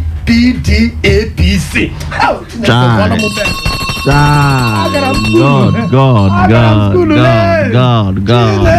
So man, what will you call this? Is it the almighty political equation? Almighty. This technology of this school of political. This is a digital school. This is a digital political school. If there would be problem, and if he didn't date you, he didn't date. Guy. Politics sweet. Mazi politics sweet. When I'm I hear for news like for a very long time. I never hear Cross River for news for a very long time. Yeah, when states they work, you know go hear their noise. States when they work, now there you know say something the problem with it. So you must hear them. Okay, make we hear make we waiting carry also come out enter there na the budget of renewed hope for River State budget where the executive council don't approve and they will ask how this budget you go take you go waka how you go take waka reach thereby you want to open for line when I go explain and give us. Okay, I'm gonna make we jump come out from that one make we reach Abuja sharp make we go hear from Yemi Kadoso wey be our CBN governor. Naga. Last week they see money for bank. I don't know whether anybody don't receive your own for River State. But the CBN been tell us say yesterday. Today. Last week you find money you see them. Yes. You see them money yesterday. Last week. Yes. You see last week. You I see last week. That one need to withdraw. Okay, not everybody that will. No, my father they will drop. Okay, those are our students. And then this one will be say the question where CBN don't come out again. You come talk say cash, you know, go scarce. That's for this Christmas. Say no go scarce. But as it stand like this, as they talk and finish it, people for Benue State don't they shout their own. Say they need to see. Yes, they need to see money at all. Say for that side, the thing they don't hook them. So I'm come they buy for River State. Yeah, how na take the way money things they be, you understand? And for me, my only sort of like I tell you now, I hardly go bank. So most times if I dey go bank, maybe I dey go me customer care or something. But the ones where I don't really withdraw now, just the ones with POS people who I collect. Normally they stick or they take 10,000 naira for 200 naira. You understand? So now we see they use the sustain me. Well, last week me I don't find money. I no see them. Me I follow for the people who suffer them. Now petrol station will give me. Just a little. How much? 5,000. What the biggest? The charge. How much? The lady take 100 naira. Okay. I know fit to shout because I don't suffer. I don't go bank at I no see them. So I just say make I close eye. Make I just buy them. Normally I no supposed. No, you be cashless man. Illegal thing. Okay, for you to collect from there. Illegal. It's supposed to go EFCC. All right. Okay, never now go tell us how na take it. Good news at all. This one will not be good news as manufacturing sector. Bleed. Who can bara they come out for your body, blood they come out in a rush. Wow. How can I pop bleed? Anything. Intensive unit. Now that's emergency unit. No, something like that. Emergency unit. You get. I never get the. Where did they carry people? Where emergency now? Now intensive care now. Hey, no. This is Dr. Wona, no business. Intensive care unit. He gets the name. Where did they call him? I see. Intensive care unit. I see you now. Now I talk now. Intensive care unit. No. I tell you, I'm correct. And you say you are confusing me. I'm confused. Even as I talk to you, say I see you. Now I talk intensive care unit. No. You can't they make me look like saying a different thing? You don't talk sense. You confused. Okay, intensive care unit. So when the thing they say bleed, now be say the person they don't rush and go ICU. Somebody will take concern also. Then they go concern you. Because this one is your economy. And this one, I said the external reserve don't fall by $520 million in 5 weeks.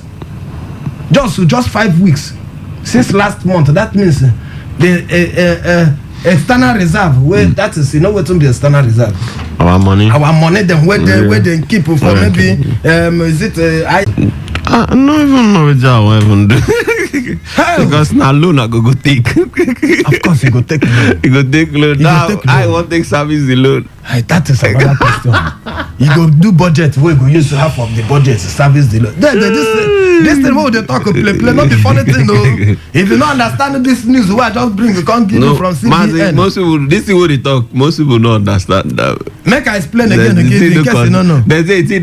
And on a budget, then we put them for $700 and something dollars. And overnight, the dollar don't tumble. You go reach 1,999 naira. That is 1,100 now.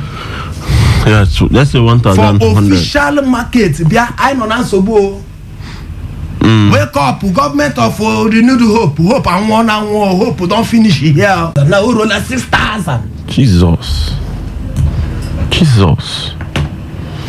No, things don't really cost. And you know the funny one for this milk people with them wicked. Why do they buy body spray 7,000? Well, all of us will smell together.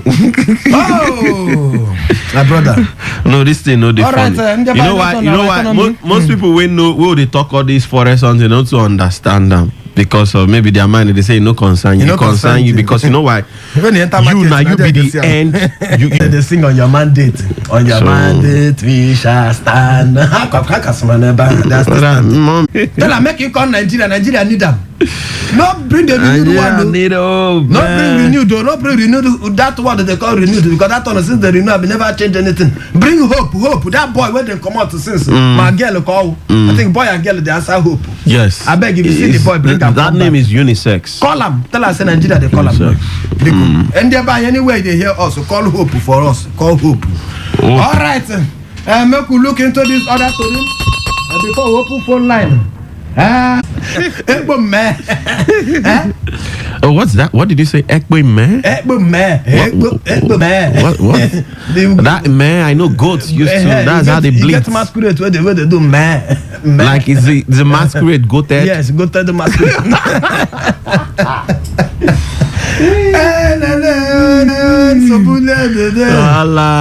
Make I tell you what happened to this man. 35 years old man. Jana. Amudu. He don't rob himself. He turned to a robber for his own house. He can't rob his own house.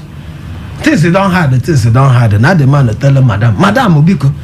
You know, say when things don't reach like this, December don't reach. Money don't have everywhere. First, make you chop. Now the wife is like, Telemundo.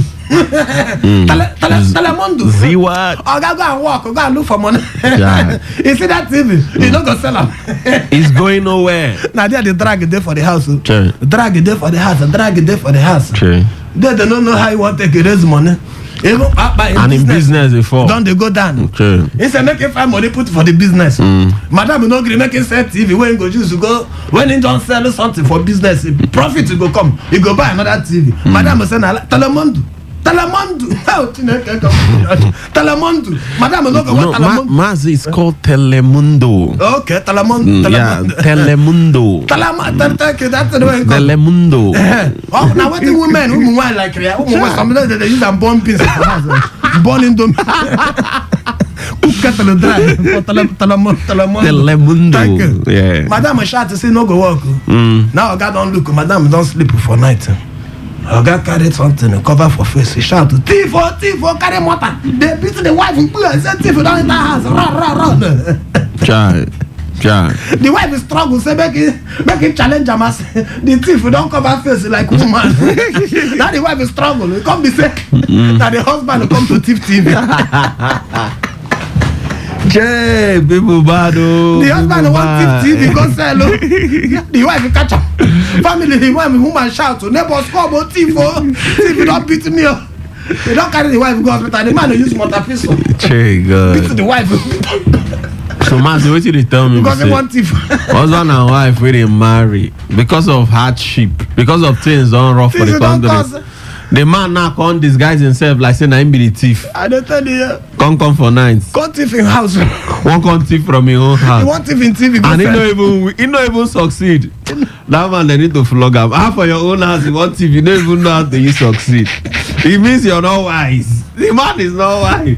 I go there your own house, you want thief TV. When we say you know you go down there with your wife, you know what she dey fear. Where you go just do one thing, she go down fear. I don't even need to hit her anything.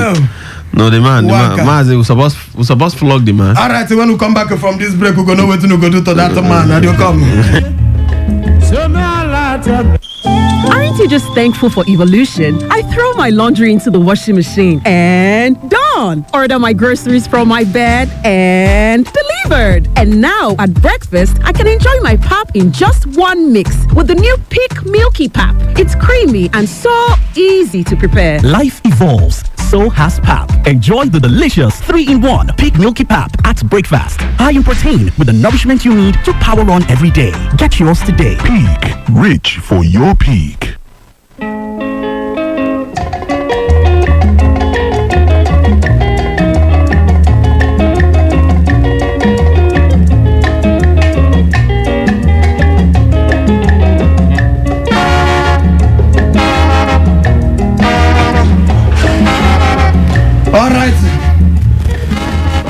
All right, thank you very much. Time will not too deaf or us. And because of that break, time will not do plenty for take a small music break. But tomorrow we will give you a music break. But time will not reach. We will go carry phone line and give country people. Based on say we know say some we don't take some news where we say companies don't they leave Nigeria. Clear are any small slap they don't faint. Even the country dog sef, you know they chop well. Prisoners, you know they are there underfed. No, dogs even chop better than prisoners now. But if you go for United Nations standard, the dogs they underfed. But they go arrest Nigeria. They carry them go abroad now. They go arrest Nigeria. Your dog they chop 800 naira, less than $1. Less than $1. They go arrest then Nigeria. what about the prisoner, the human being? That one, no, that's what I condemn. So my brother, follow put on a voice for the Toledo don't carry can't give you. Don't forget if you just join us, you never miss at all. This is not Today 95.1 FM voice of the people. And the person here voice here, my name now Maze Ike God. Ike Wachiku, Ike Wachineke. And I day here with MC Kuro. Okay, I'm going to make you sharp, make you give you just a retouch of the headline. We don't tell you, Rivers State Executive Council. And they don't approve 800 billion for 2024 budget, renewed hope. Now what they call it the budget. And the question they ask is now which faction go pass this budget and make it remain as law. And again, we don't carry information, give you some manufacturing sector. They bleed, will be said they don't cry. Say forest losses don't rise by 400%. So that is it don't reach 466 billion naira. That one on the CBN government. Now talk that one as external reserve. It don't fall by $520 million in 5 weeks. And again, it never finished there. Naira come tumble again. Add on top to $1,099. Sorry, 1,099 naira. That is just 1,100 naira. And that one now the price where dollar fall, you go reach for official market. That one will be saying that the CBN market, be that one no be Aboki market, be that, and that one will tell you how much Aboki own. You go rise, you go reach. And again, they don't tell you here say scarcity. Scarcity of naira. You don't they hit Bauchi state as they hit other states since last week. Would they ask how your side did they bank? They pay for your side? You go call us. Tell us. And again, a 35 years old man, he don't go rob in own house to thief in own TV. In wife, he catch him. When he come rob, he carry mortar pistol, beat the wife, beat him, and make him display like saying a thief. He enter house. Now there, the wife, he come shout to neighbors to come catch the man. When one thief in own TV, go sell. Nearby, make you carry the phone, give you make you follow, put on a voice for the Toledo don't carry. Come give you the first number we go use reach us here na 0817 951. The second phone number there na 0810 9510 951. Our WhatsApp and SMS number still there here. The last woman will call us, they chop our recharge card. Miss Oma don't collect. She always collect anytime. Madam, yes. Every month she they collect. But they like say Madam Miss Oma collect from January to December. Yeah, Leon. She go. No worry, leave her. And she wants to collect chicken. And she know they collect. the WhatsApp and SMS one I go use reach us here, make you no miss them at all. Always keep this one. Every woman is supposed to get this one for their rapata and keep the number na 0701 9339 962. I'm going to make our phone line and make you check who want to talk to us and who want put a voice for the three them. Who don't carry come give you as a hardship. You don't make a 35 years old man. You go carry motor pistol to go rob for your own house. Make you check SMS if call. You know fit to take call sharp. We enter SMS sharp today. Go do them fast. Make you check who they here. Hello, your name and where they call us from. Hello. Yes. Good evening. Good evening. James. James who? James. Okay, James. Can where they call us from? I carry on. I'm calling from making it. Carry on, James. That man, we go. James, your network there bad. Try call us back. Yes, James, your network. Ibad. Okay. Try him again. Can you hear me now? Would they hear you? Your network is shaking. On that man, Matari go to your house. Carry on. The man they need to flog the man well. Because I don't see any reason why go rob in your house. Now you buy the television. You want the television. Don't see any reason. I think that the television. The wife no agree, and the wife know the condition where they the house. Now me, I'll go check the television. I know let me go see the place and back. When madam, that means you know go regard the madam will be that now. No, if I not going to guide them, no, I come to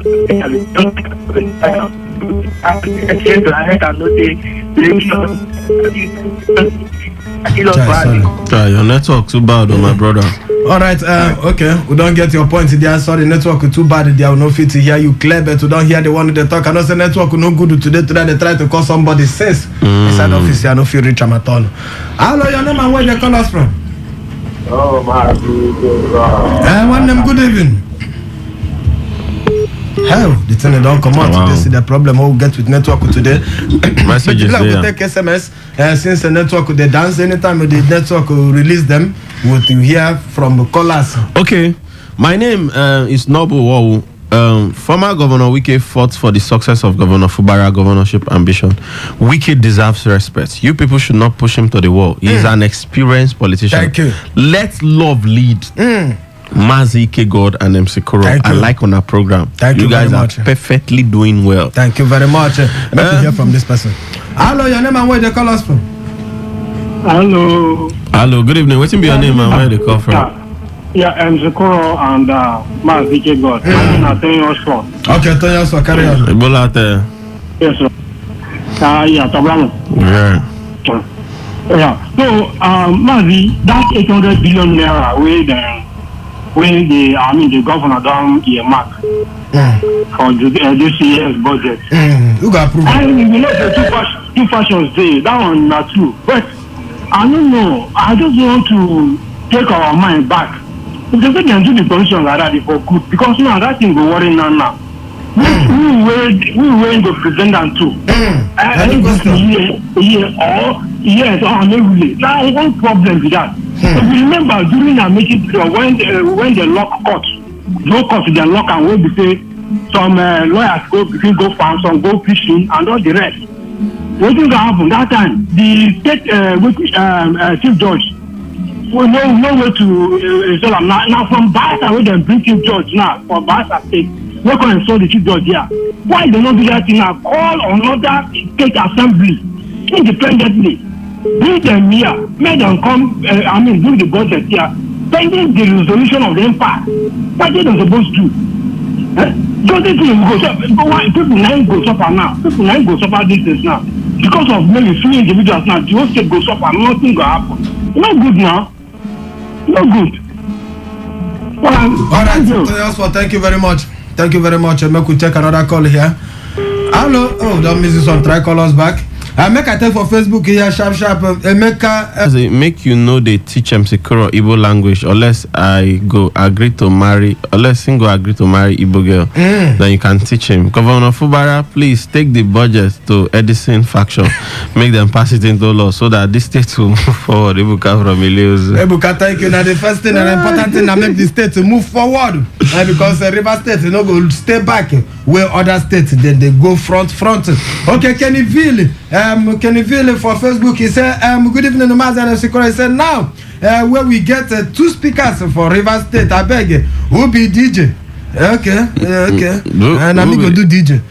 We'll get speakers, and they need DJ. 2 speakers. But naturally, we get 2 speakers. They need turntable now and DJ. We're going to You don't understand when they get 2 speakers. He said, I beg, make them allow our governor breathe. I beg, then sharply, okay, so make them sharply pass the budget. When I well done, AK Kenneth. Okay, thank you very much, AK Kenneth. Covenant greetings, Chief Prince. On the this one message no be for us. Good evening, Mazda and MC Koro. It's just a pity for Nigeria, our country. These are leaders are just treating us bad. Bad leaders from photo ranking. Okay, Buseni Hero Christ. He said, Mazi, don't read Governor versus Minister. Hope you still remember this movie. Okay, Buseni, I still remember them. Okay, this one say, Mazi, last week Saturday I heard Okuko Chineke shouting in your house. This Xmas I will come and visit you. I'll be up there. MC Koro, I greet you. They say they won't come visit you for Xmas. Samson Upamazi Samazi and MC Koro say good evening. He said for Naira issue, let me tell Nigerians they never see anything yet for this APC government because Nigeria believe for those that lie to them because of tribe and ethnicity. What they want put there. This one say, I no see any problem with who go pass the budget into law. Make sin carry that budget, give Edison with a man to hit them. The man say it's simple, nothing. Gaius from making it. Okay. Gaius. Message not too clear for the ending. Good evening, Mazda and MC Kuro. Governor Sim will present the budget to Rivers State House of Assembly with majority members.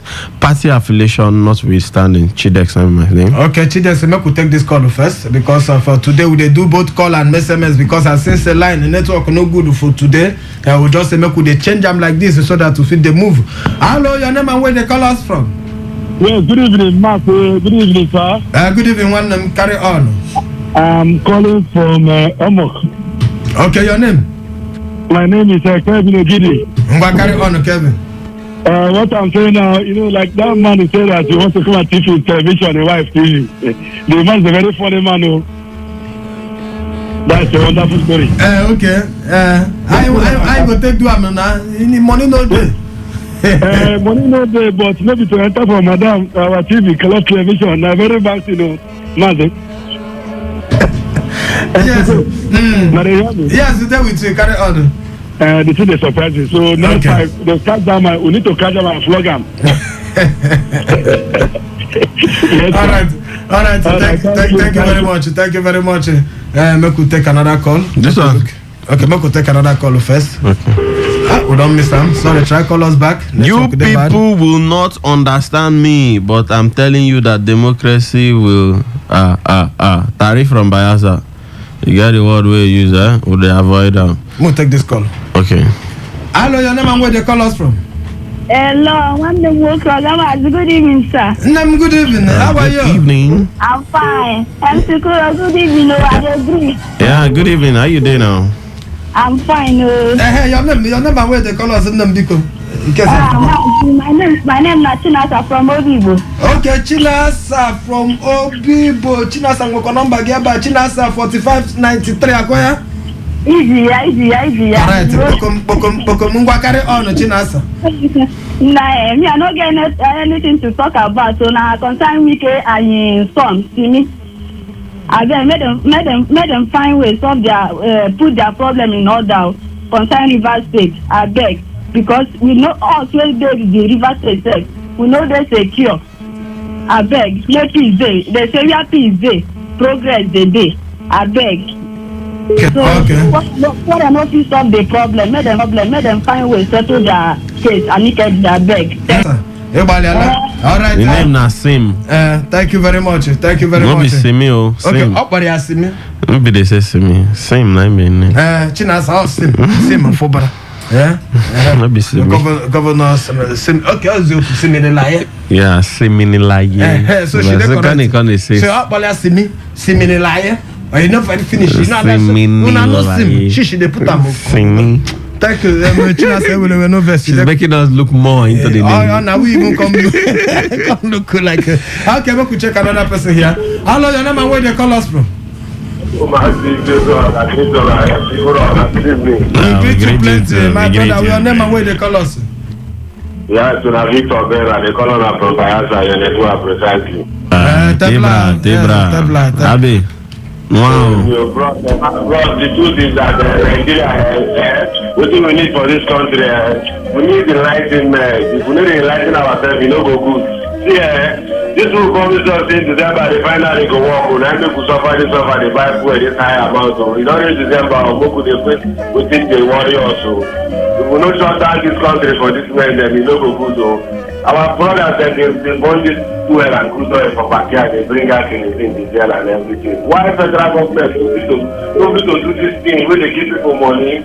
Now, we think they have with the federal government, no one make one refinery work for this country. We don't want to talk to the Jews. They beat around the bush. Look at the years of week, they set us up. Now, drama they ask for us. Who will watch their drama and it is even a good time because more we go complete. Nothing we go see, no refinery for work. If you suffer, people they suffer. Hungry they kill people because of saying we sacrifice. if the refinery work, so that people benefit from that refinery. Everybody sacrifice, they hungry, people don't die for hunger. They buy yash, they buy 100 bulletproof motor, they share. And we say suffer. But the refinery no one don't work. They now be quiet, they do your original, they do that. They prove I'm not gonna tell you. If you know why, people have became them to patrol you for house. Because nobody will go put for government. As you say like this man, they put it for governor. 1 month, you go perform. You go, nobody will come tell you left or right. Now you be number 1 man for the state, so if you don't know your left and your right, no get there at the time. Okay, Ozil, nobody they die, eh? Sorry, no verse. Abe, take a easy, eh? Leave our governor. He's a very simple man, eh? And look, we check another person here. Hello, your name and where they call us from? Good evening. Good evening, one them carry on. Good evening. Yeah, good evening, sir. My name is Sunday, the cost of Takot. Carry on Sunday. I want to talk of the boys where they play. That is the Nickel boys, the FCT minister. That boy is now person where just sleepless night. Now they get that kind of voice now. Why do they behave like that? Maybe no make that kind of comment. Is that a person where just waiting? Na person where just sleepless night. Now they make that kind of comment. So making you don't get sleepless nights before. Watch all right. Can I talk on here because I said the only wish they see wish. If you know the wish, you don't know how wish you take come out. But make we check with them here. Hello, your name message is still there. Yes. Okay. Hello. Good evening. Your name and where they call us? Your name is Mr. Law. Mr. Law, carry on. Yes. Good evening. MC Guru. Good evening, Adis. I greet you. Yaga. Mazi. I know, no carry on one. Mazi, I don't defect to APC. Is it constitutional? It's my right now. It's your right to jump it and go anywhere. I don't know if it's constitutional. Go anywhere. You're not going to go Labour Party tomorrow. Wait, if they don't defect to APC, which faction in there? All of them. Beke, you did Beke faction, you did Tony Okocha faction. I did two of them. You did two, yes, you are not You're not going to join Labour Party. No. SDP don't join it. Next year, I will join Labour Party 2027. All right, it's good. But I need it now. Okay. But you, Mazi, how you see this time away our ex-governor with the people they ask for us for university there? Are we fools? Why should we leave our faith in the hands of politicians to decide for us?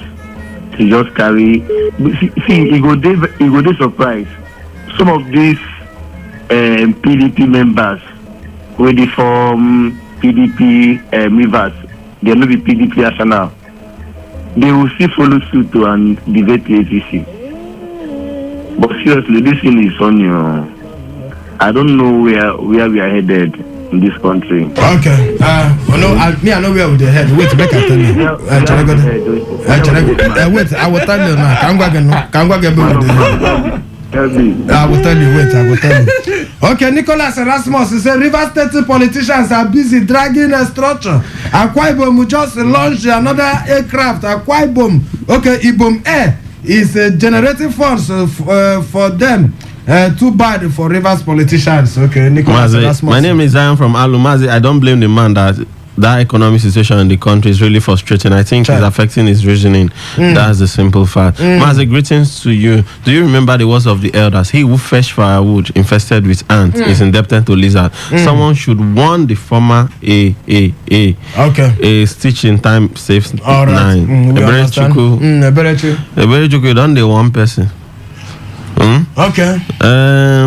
This one say, as for the budget, the governor will play his way out. Same drama has happened in Edo State where they had faction of Obasaki and Adams Oshomole in the assembly. But the budget was passed, and again, by constitution, the governor can run the budget for the next 6 months till that window elapses. But let's see how the game unfolds. All right, thank you very much. No verse if we not take your call on our network, will stop you halfway. Tomorrow on another day, we'll go do them again at 5 o'clock to 6 o'clock. No miss them at all. And Moya Biarije. Hello and welcome to yet another fantastic time on your radio. I am Gabriella, and as you already know, I'm here with me in the studio, the chief apostle of the Apostle Home Ownership, Mr. Ori Martins. It's good to have you here as always, Mr. Thank you very much, Gabriella, and I want to say good day to all the Rivers people and Nigerians that listen to me wherever you may be. Apostle Home Ownership on the air. How's the ministry going? Great. I'm sure you can testify. We're moving to the problem. A whole lot of people in Rivers State can testify to what happened recently at the groundbreaking ceremony